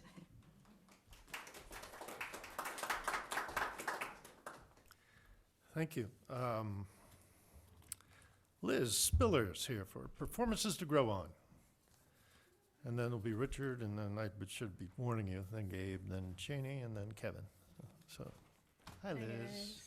This is my first time up here at this podium, aside from one time when I was like 12 for a city council meeting thing, but you know. Well, there's really not much to say outside of what I've heard a lot today from everybody here who we've partnered with or have had long-standing relationships with, but thank you all for letting us do this. You might have heard, my name is Liz, and I am the board president of Performances to Grow On, and we put on the Ojai Storytelling Festival, and that's coming up this year. And our grant is focused on helping us subsidize our artist fees so that we can relieve that fiscal responsibility that we have and focus on presenting more reliable and open to the public and all sorts of other things. I lost my sentence there, but I'm not a storyteller, as you can tell. I know that we have some out here who've told some wonderful stories tonight and some who I've heard through applications to our Story Slam. But my brief story is, as someone who's grown up in Ojai, I've remember being able to take this one morning, once a year, we'd get in a bus or our parents would drive us and we'd all get together and sit on then wooden benches and then eventually the plastic ones and hear these wonderful stories. And while I don't remember every single word, I remember birds and I remember drums and I remember some dancing, and it's something that's stuck with me and also part of the reason why I'm working with them now as a volunteer board. And so this year we really have been impacted, as I'm sure everybody else here has. We got an NEA grant. It was our first time ever getting one. We no longer got it. And so we're really looking forward to what the future of the Storytelling Festival is and looking for ways that we can further bring what we do throughout the year, because we do more than just the Storytelling Festival, and how we can bring storytelling and its impact to children and beyond. Something that I wanted to just bring up is storytelling itself, you know, among the arts is beneficial for everybody, not just kids. I like to tell my friends, you know, you're 25 now, you can buy a ticket to come watch a storytelling festival. You don't have to be a kid going to school anymore. But it brings a reduction of stress, a reduction of anxiety. It connects us, just like Gina just said. It's this fostering of community. It's this engagement. We put on workshops. We allow our local community to bring their stories to these nationally renowned storytellers and get feedback and work on those stories. And those workshops are free, but everything else that we create and that we bring helps bring our community together. But anyways, that's my little speech, shorter than 4 minutes. We hope that you consider us, and please come this year.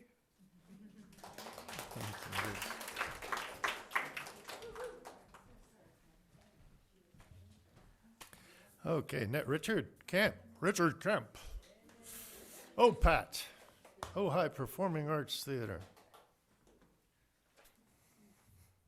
Writer, producer, actor, director. Yes, I'm Richard Kemp, the writer, actor, producer, director of OPAT, and they made a shirt so I don't forget that.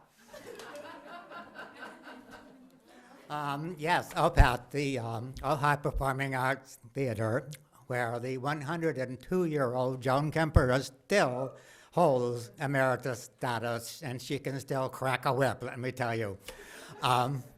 Yes, our new co-chair, Kim Barnes, wanted to be here very much, but she's sick in bed, so we send our best wishes to her.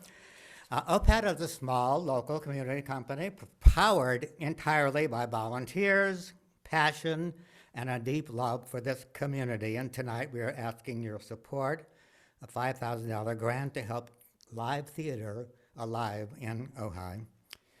Now, this is not about extras or luxuries. This is about the basics that makes the arts possible, really. But rehearsal space, costumes, sets, publicity, insurance, sound,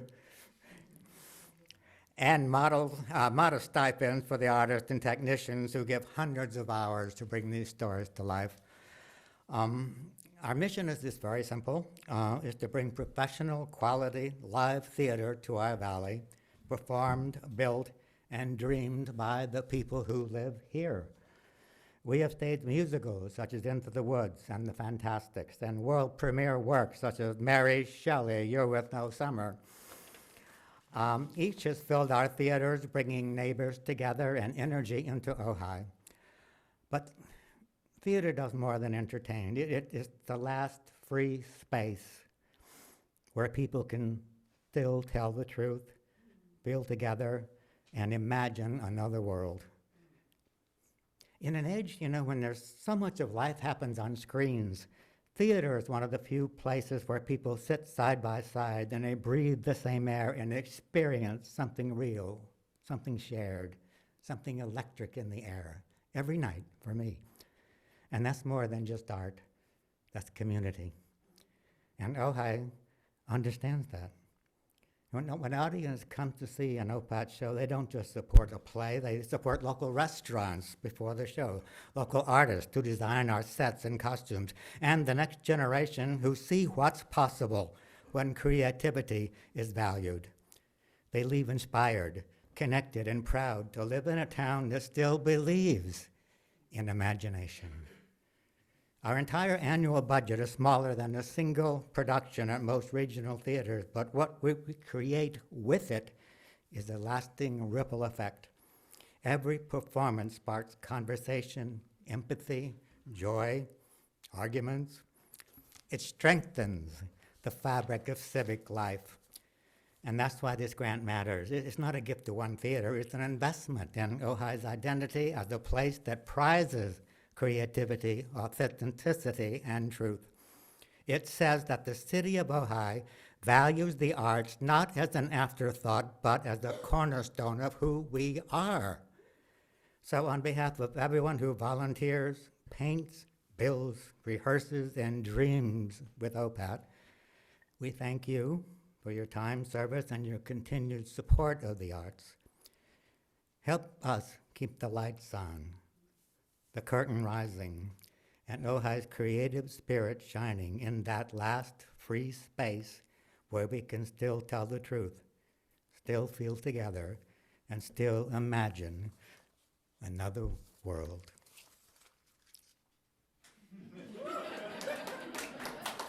Thank you. Richard.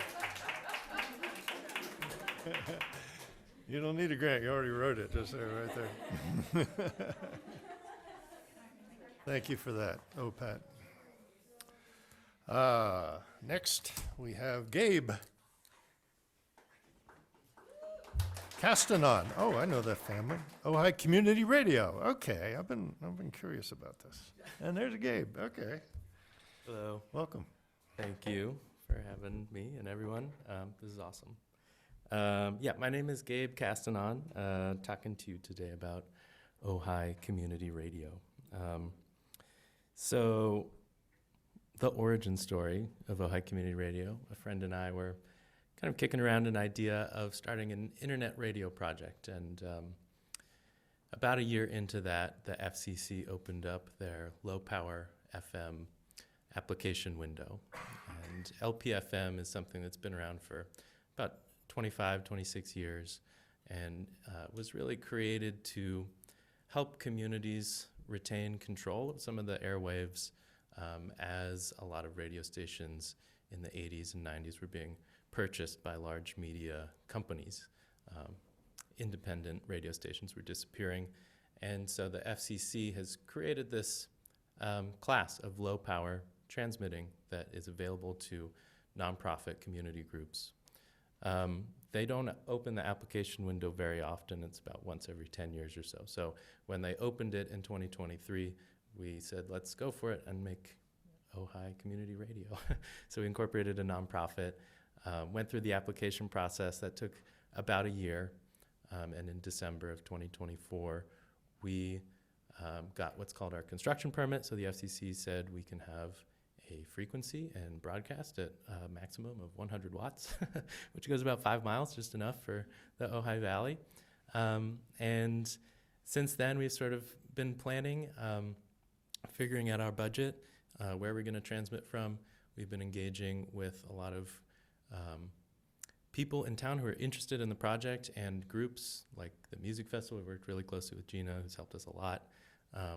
We're learning how nonprofits work.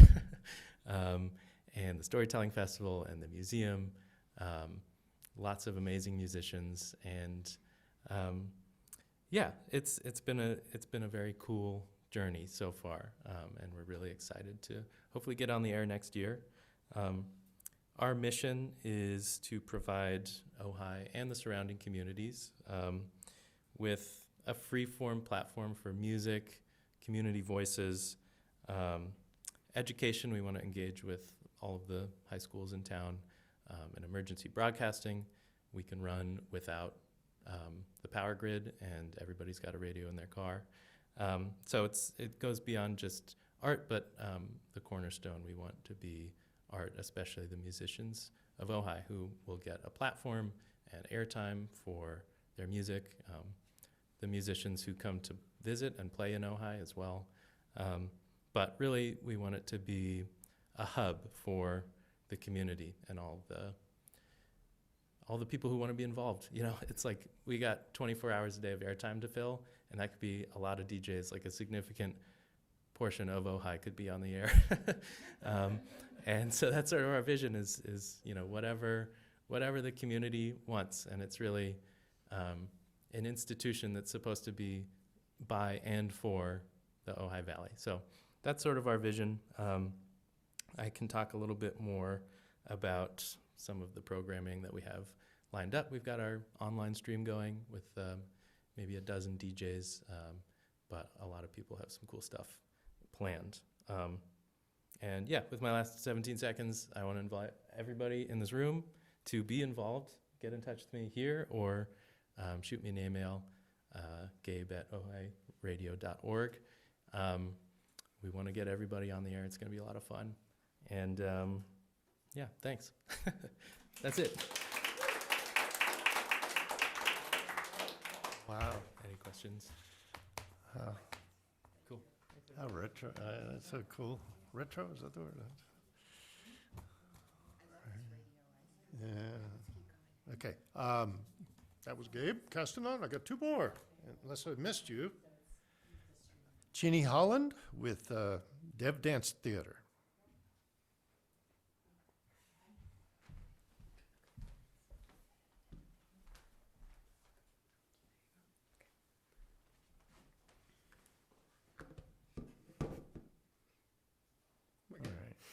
Okay. Moth is an evening-length multimedia dance theater production produced by Dev Dance Theater. This ambitious, original new work will bring together the talents of 18 to 20 prominent Ojai-based artists in an immersive, interdisciplinary performance that merges dance, theater, music, film, and visual art. The production is designed as both a community arts initiative that is accessible and engaging for local audiences, and as an economic development project that will attract cultural tourism to the Ojai Valley.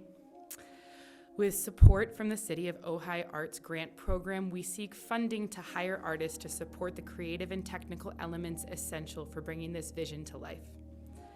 The inspiration for Moth arises from a desire to honor the stories of our great-grandmothers, drawing from the narratives from the variety of sacrifices they have made for our sakes. A cast of 9 dancers and 1 central character will guide us through a story, uncovering the branches of a family tree through space and time, set in an abandoned attic designed by Natasha Hiesel. These performances will be accompanied by original projections designed by Christopher Justice Roosh, custom statues of the dancers' bodies by Christina Justice Roosh, and the iconic soundscape of Andrea Brooks's Sonic Butterfly. The essence of Dev Dance Theater's mission is to use dance and performance as a means of fostering community, inspiring future generations of artists, and building a cultural legacy that Ojai can claim as its own. Moth will continue that tradition, serving as a model of collaboration among professional artists in the Valley and demonstrating what can be achieved with the support of the city of Ojai. In addition to promoting full-price ticket sales, Dev Dance Theater has a long-standing reputation of prioritizing accessibility and inclusion to ensure that no community member is deprived of this experience due to lack of funds. Through the discounted ticket prices or the opportunity to exchange volunteer services for a free ticket, we intend to maintain our core value of providing transformative experience to everyone who willing to participate. We appreciate the city's support and feel confident that our production is an economic development initiative that boosts the creative economy. As we've heard many times tonight, for every $1 spent on a ticket, $12 more are spent on restaurants, parking, shopping, childcare. Sustaining local artists with fair compensation and fostering professional growth and enriching the cultural life of Ojai benefits the entire community. I'm going to save time from the applause because I have 1 minute left to thank you all so very much. I, as many members of Dev Dance Theater, are a product of Ojai Arts Education. My colleague Audrey Martell and I are products of the theater department at Nordhoff, directed by Jay Hirsch and Marty Babeko, and that legacy is incredibly important to us to carry on.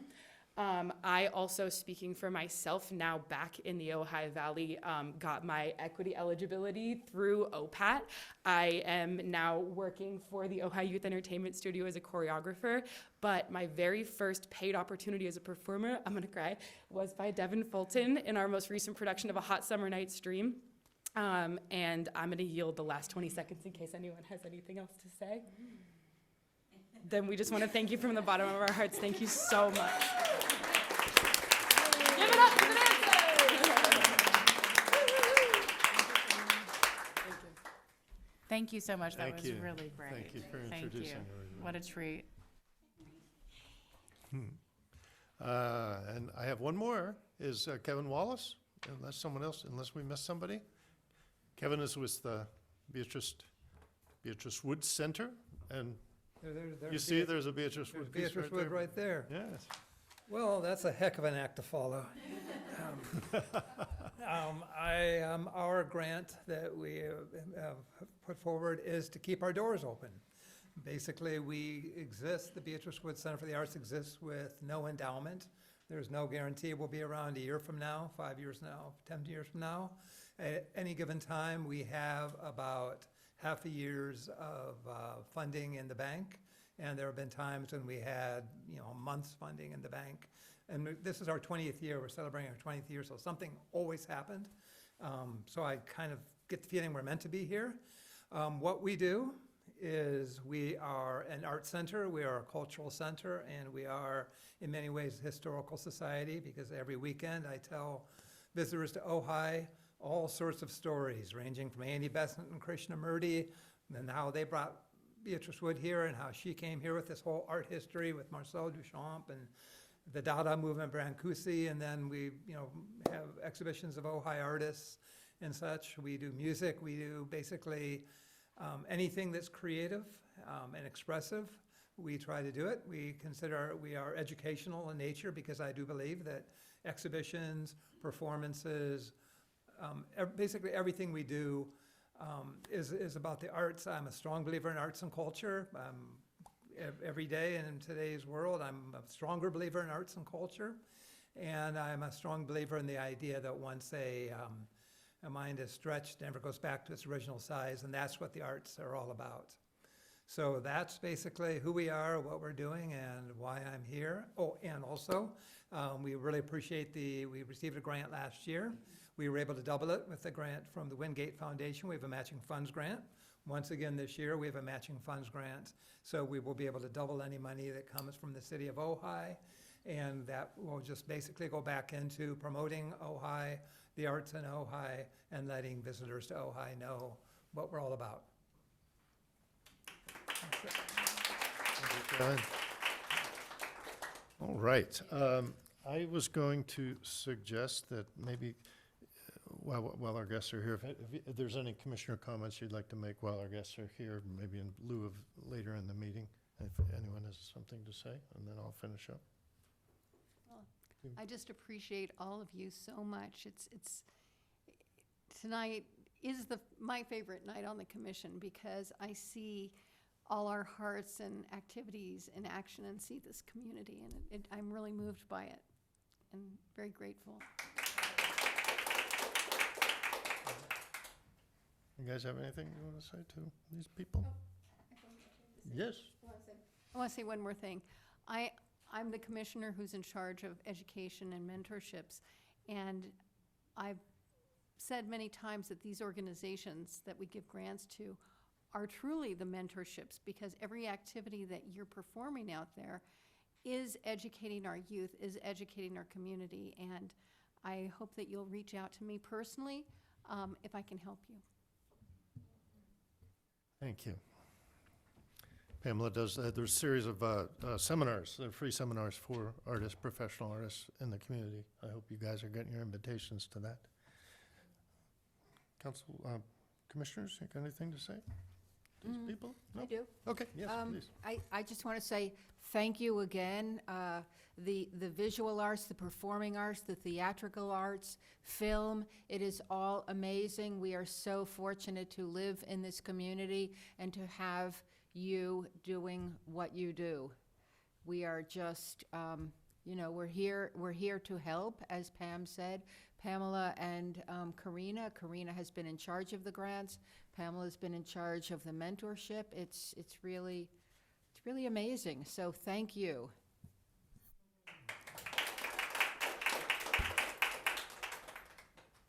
Do you have something? I would just ditto everybody. Thank you, thank you. I was sitting here thinking, Mayor Gilman, maybe we could just do, just turn Ojai into a huge production house and just get everybody and just make one, huge thing happening. Be really fun. That'll be Saturday, Ojai Day. Maybe, yeah. And then my final words to you guys, and we have a little bit of a meeting, 20 minutes to go on here too. First, I want to thank Councilmember Rule for being here, and Mayor Gilman too.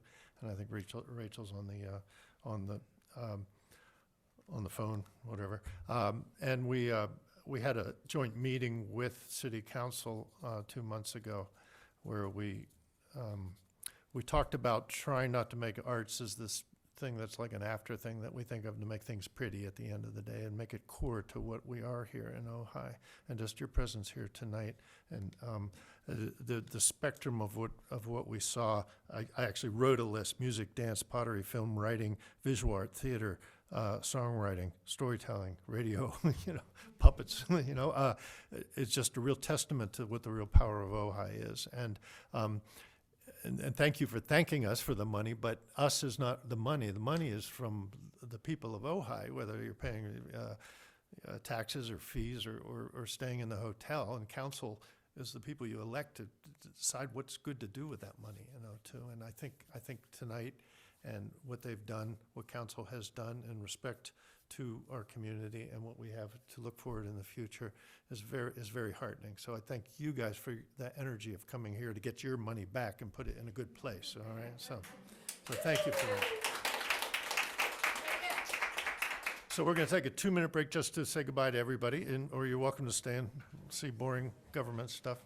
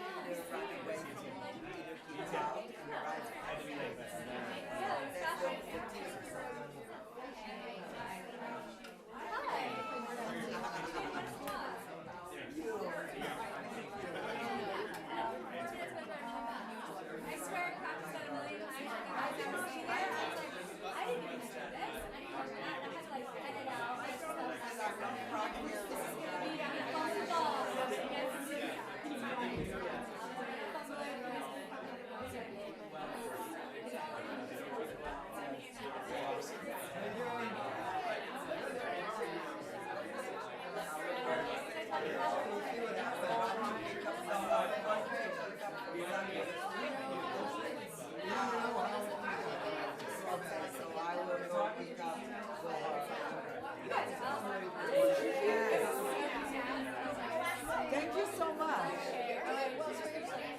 Yes, yes. Oh, wow. Oh, wow, where? Oh, yeah. Oh, wow. I lived them both. My grandmother and my grandfather are from Ramadan, and I... No. No.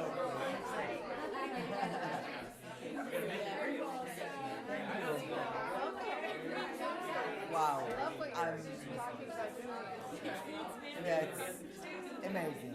Yeah, yeah. So I will invite, I guess, all of you. We have the premiere in Ojai Film Festival at the 10th of November, I think. So I will send you. Now we are working with an art designer from Ojai and with the director, which is a schizophrenic. That I discovered that he's a genius while working with him. Love what you're doing. I'm gonna be in touch. Yes, we help us. We need a lot. I live with different musical composer, and I'm so impressed. Amazing. So that's the kind of mentoring. So now I need to make the designer of the poster for the first movie and for the invitation. So I will send you all the invitation, but the timeline is because I'm still one woman show there. So I teach them, I produce it, I direct with them, I do all by myself.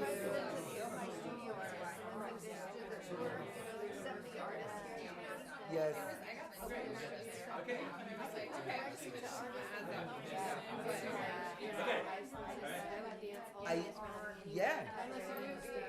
Yes, no, I'm like, now I'm doing the poster, and now I'm doing the cast for the second movie.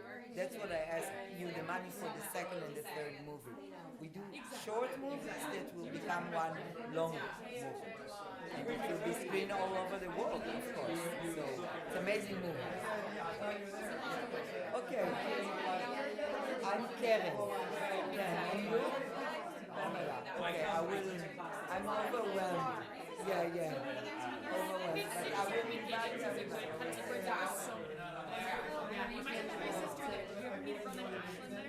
Dark hair. Oh, okay. I didn't know.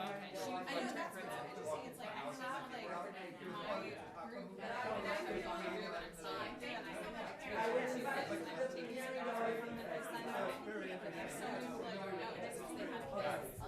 I'm going. Like Karen.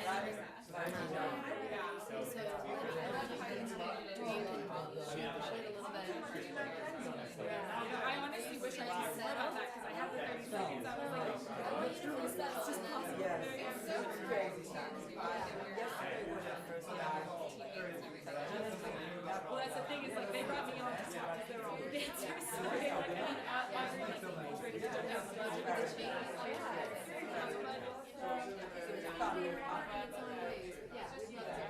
and my boys are excited about going up there too. Yes, so man. Yes, so.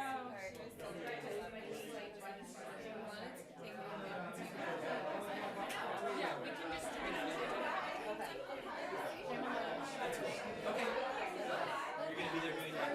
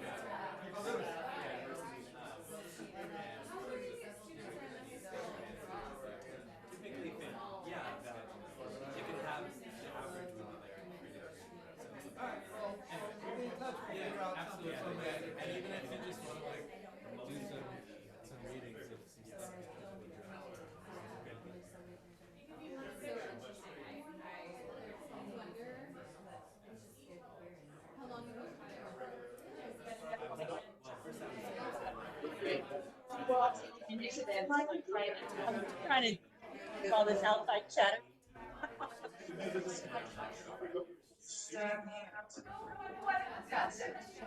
I think we're good.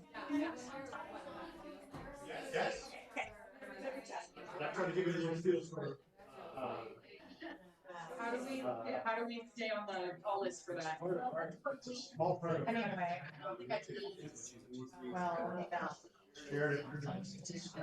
that's okay, they're fine. What's wrong? What's missing? I didn't put the movie back. Uh-huh.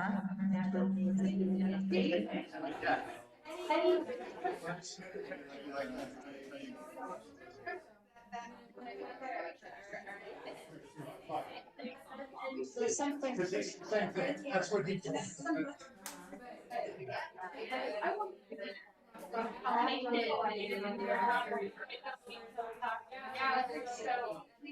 Why don't you get that off the screen?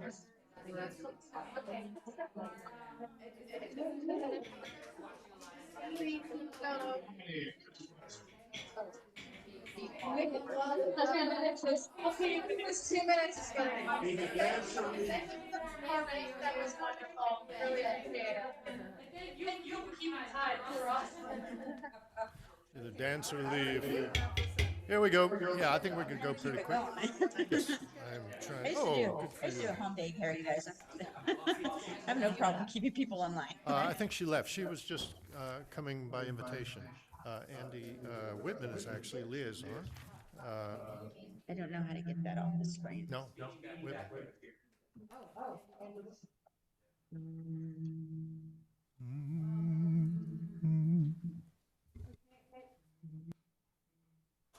Is it me? It's almost like it's mine. You have to sing another song. Thank you. Okay, we're back in session, and let's take a look at the minutes from last meeting. Thank you, Secretary Karina. Are we not live? We're live, but we're not, our sound is not there. You'll have to turn your mic on. It says ask to unmute up there. Oh. And I can't undo it from here, I can't figure it out. I don't know if it's, you guys keep going and I'm gonna run back and see if I can. Is it recording? It's recording, yeah, that didn't stop. It's just that. Is it recording the audio?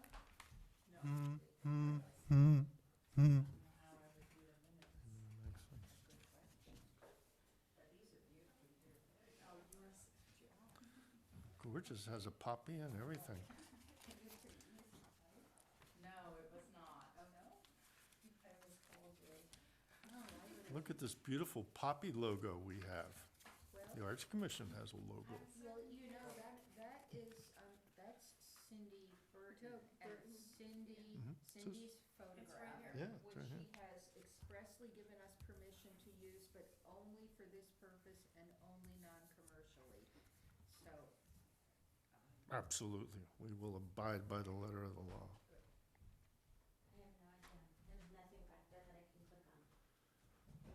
I mean, are we legal or do we? Turn it off and turn it back on again. If I turn it off, we're not gonna have feed. This is for in here, and that's where we're gonna get the feedback.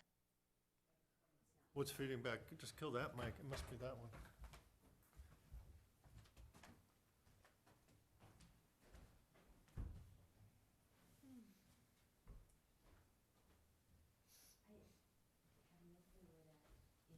I bet it's this mic feeding back. Should've just been plugging.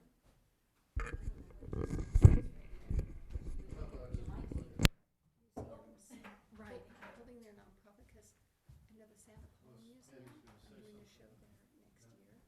And they want, they insist all of it be for sale.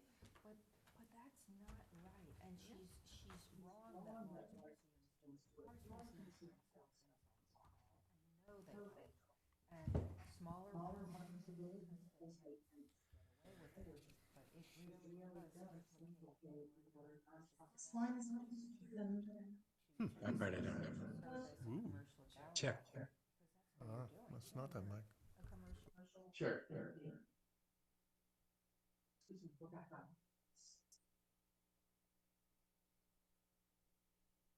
Hello?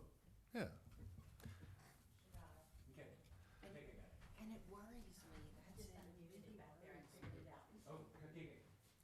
I've been in so many different places. All right.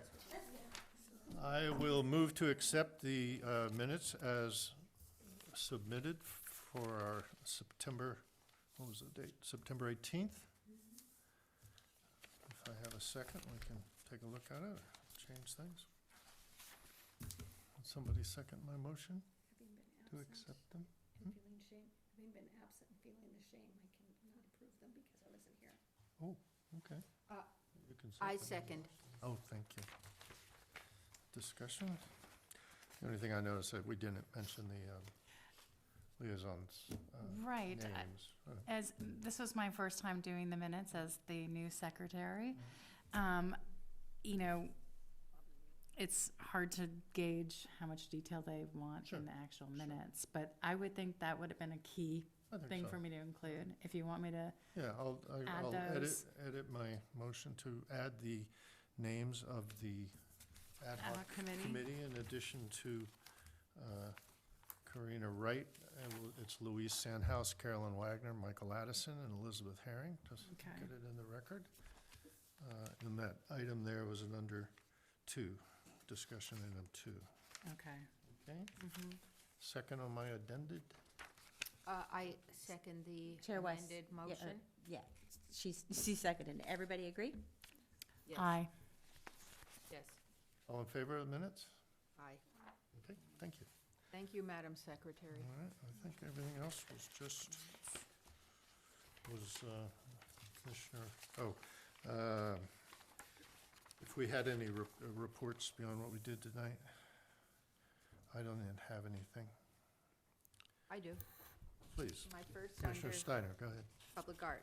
Yes, so I have 2 points. The first relates to our minutes, where you will note that I requested that we address the tour brochure. I renew that request, so at our next meeting, we can discuss the manner in which the commission can remediate the public art tour brochure, presumably simply by excising that information that is out of date and get those brochures out in the world. Let me ask my fellow commissioners a question. We recognize that the brochure has a few inaccuracies, that those were pointed out by Valerie Freeman when she attended. One is the staff liaison and a phone number, and the other relates to something else. And I would like to see those brochures because they are 90% correct. I would like to see those available for Ojai Day. which is coming up, as you know, this Saturday in Mere Days. And so the question I'm putting to you is whether we should have those brochures available or whether we should continue to hold them for distribution until we attend to those minor irregularities. We approved the brochures and had them printed. Let's get them out there. If we can make them better, we'll make them better in the future. But I there's thought that they nothing- were, I didn't know that they weren't out. They are out. They're just, we're not outing them very actively. Right, yeah. They're in my They're- garage. I could go to the museum. Great, well then I think we should have them should do both. available. So Bridget, whatever, for Ojai Day, wherever the city sets up its, whatever it sets up, if we can make sure those brochures are available. And then we will address next time how we remediate the out-of-date information. Yeah. That's great, okay. That's what. I appreciate And that. then we don't need any action, right? Because we Right. already sort of approved it. yeah. Earlier. I do have another matter, which is the Public Art Fund. So there had been a request from the Ojai Valley News for the amount that was in the fund, and Finance provided that information. That information was contrary to my recollection of what should be in the fund, and we've received a public comment essentially to the same effect, that we think it should be more. So I would like us, unless any of my colleagues have a better suggestion, I would like us to ask the city staff to conduct an audit of the Public Art Fund, or to request the city staff to ask the city council to conduct an audit so we can understand what the true number is in the Public Art Fund. I think it may, if it's $60,000 difference, I just got this memory of, we moved something to a different fund for No, that, for some. Well, you make a, park. well, this is why we want an audit. I don't recall anything for a park, but I do recall that the fund was moved elsewhere. Now, Piece of it was, yeah. so what you're speaking to, I think, was some years ago when $80,000 was essentially escrowed for that never-to-be-built ecological park. That money in, I think it was 2022 or so, that sort of hold was removed and it was put back into the Public Art Fund. However, you do correctly note that there seems to be, what is also in my recollection, something like a $60,000 disparity. Because apparently the numbers are somewhere near 117 or something, and I thought we should be up in the 180-somethings. So that's a lot of money to be off, and so I think a full-scale audit will tell us. Are we bringing this to a future agenda item then to vote on, or, I mean, we can't make that decision Yes, tonight? that is Well, precisely. Can we maybe just get manager's response to that, I'm- and then decide yeah. if maybe it's And just. I personally am already working on that, so Oh, great. hopefully by next week Okay. I'll have a little clearer picture. But if you want to bring this to we should You wait know, I and don't, yeah, discuss all that later. I'd rather discuss it right now and know that it's going to be reviewed. Thank you for that, because I don't think we shouldn't have to vote on what should already be a part of the staff duties. And we So- talked about having at every meeting that little summary sheet too. So that has we as never well. fall So off. right, Yes, yeah, so that's- it's just there too. So first we'll have an audit, then we'll have an ongoing, continuing Yeah. balance form, Can- basically. Sure. Was the Public Art Fund part of the audit, the overall financial audit, in the wake of the departure of Mr. Alameda? Whoa. He Wouldn't was they have- involved in the Arts have Commission, so found- anything that he was involved in was audited, so. Everything was audited, but there's a lot of financial systems that are being redone right now this year, so it's a good time to look. Great, great, okay. Let's just get a Get it report back straightened from out. staff and then decide if we need an agenda item for that. 'Cause Yes, I'll bring it to the next Calling for an meeting. audit is probably something we, Do you have anything else, Commissioner Steiner, on public art? After our successful meeting with the city council, where we looked at the conservation report and then also looked at the sound arch, clearly what we need to do next, and I apologize, it's something I need to undertake, is to figure out what comes next. And I shall do that. Conservation or what do you, yeah. Yeah, what comes next for conservation and maintenance? Yeah. I'm going to step in on a communication thing here, just because it follows up that too. I have on the Trimpkin on the sound arch. I submitted something to the paper, but I feel like we need to get some. It doesn't have to be rapidly, but I'd like to get something out in the public about the work that was done on the sound arch, so people kind of notice, especially, you know, when the park is being active like it is this weekend. So I don't know if anything ever happened on that. I wrote something just myself for my Facebook page or something. Yeah. So we gave them something. They just it's not a maybe they'll do it this week. Let's see. But I'll follow up on that. Commissioner Grau, do you have some mentoring things or anything? Well, I've had conversations with Colleen Mara, and we have 3 panels right now that we're working with to do a spring mentorship program. The dance, Isha, who is here from the Art Center and from Ojai Dance Company, they're going to be one panel. We have a theater group that's going to be the panel. Sorry, I'm so tired right now, I can hardly talk. And we have a literary one too. So it's coming. It's not here yet. It's coming. Okay. Good. All right. And then after we get through the grant cycle in December with the council meeting there and everything, we'll be hopping on strategic planning and hoping there's some technology things too. Yes? Okay, please. I'm sorry. Grants. I thought you would all like to know that there were 29 grant applications. 1 disqualified for incompleteness, and a total ask of over $400,000 spread across the 28 grants. I've reviewed all of them once so far, and the ad hoc committee received the packets in a very timely fashion.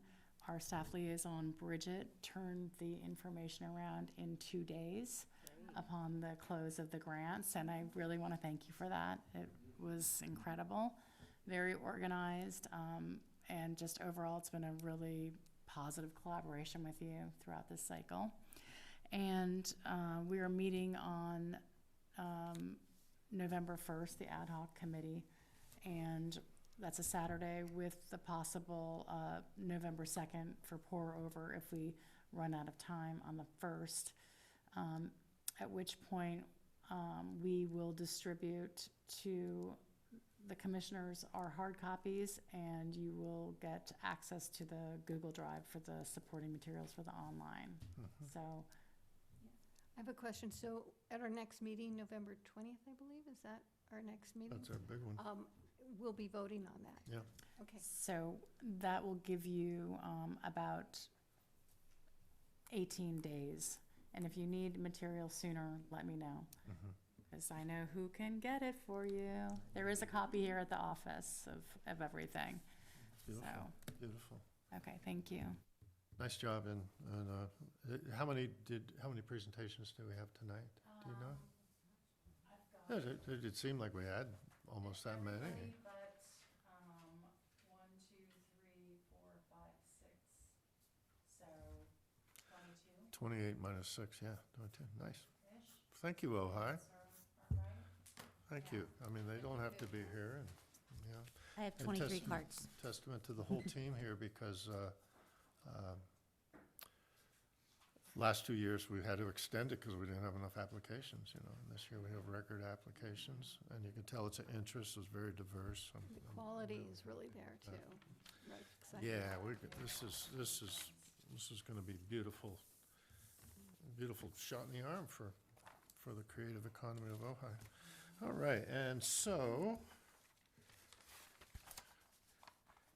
that'll, future agenda items, next month will be the grants. And so we'll, if you guys have anything that hasn't already been submitted, that'll probably be in our December meeting.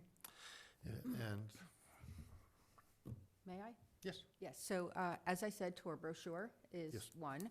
I have received some comments that communications aren't quite what they should be, and I know that we're trying to work on a citywide website, but if there could be some way to really corral the energy and excitement of all of these organizations, and I think that has to go both ways, because I've heard that there are organizations who just aren't getting the communications, so I think that's essential.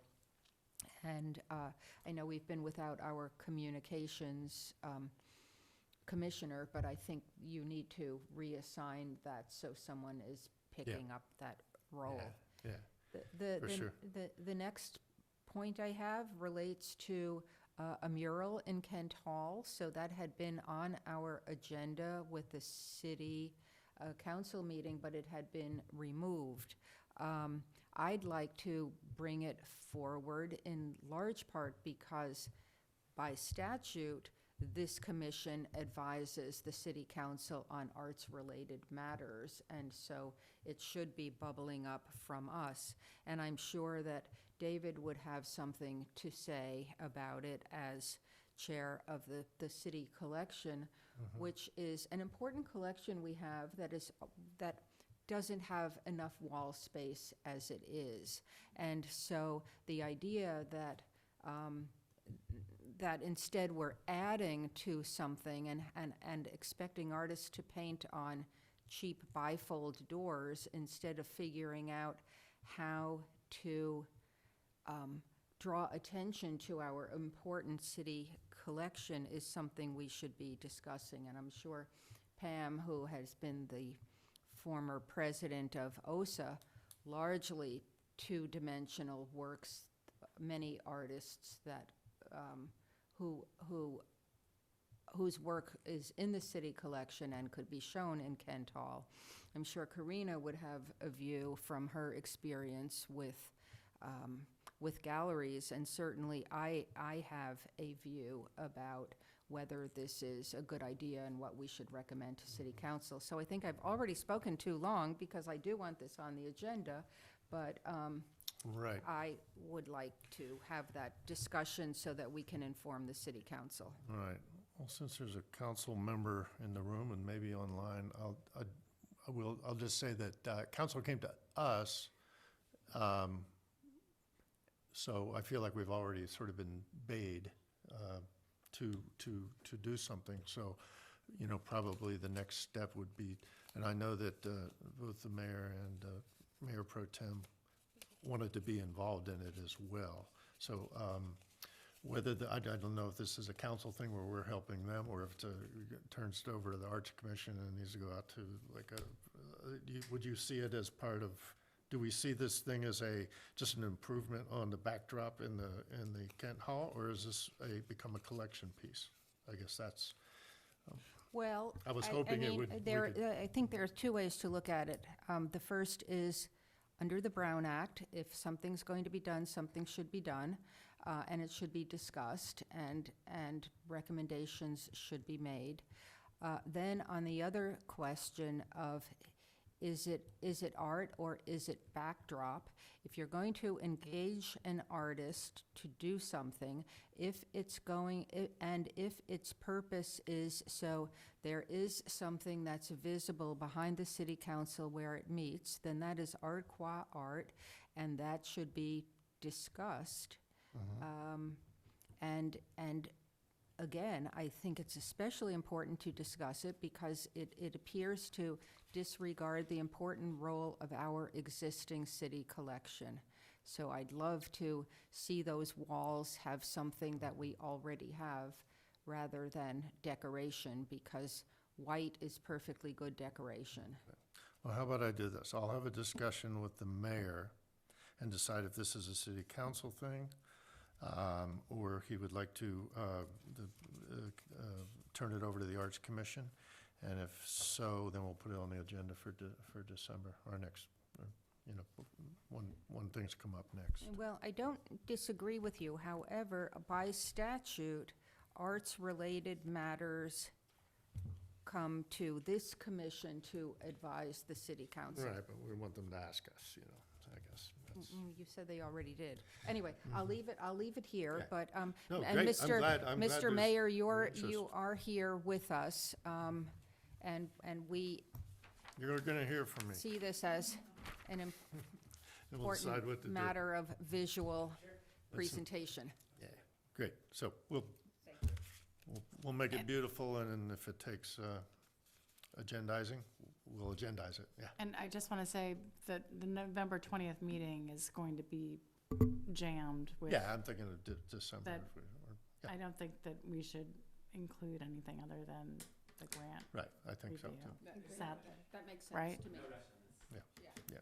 There's no rush on it. Okay, no rush, okay. No on the tour brochure or the mural unless they do something under cover of darkness.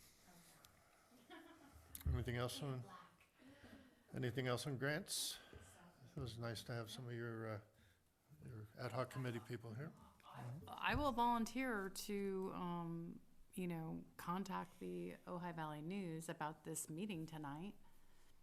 Shouldn't we let them know what was going on? That's the Beautiful. communications problem. Beautiful. I Yeah. know. Yeah.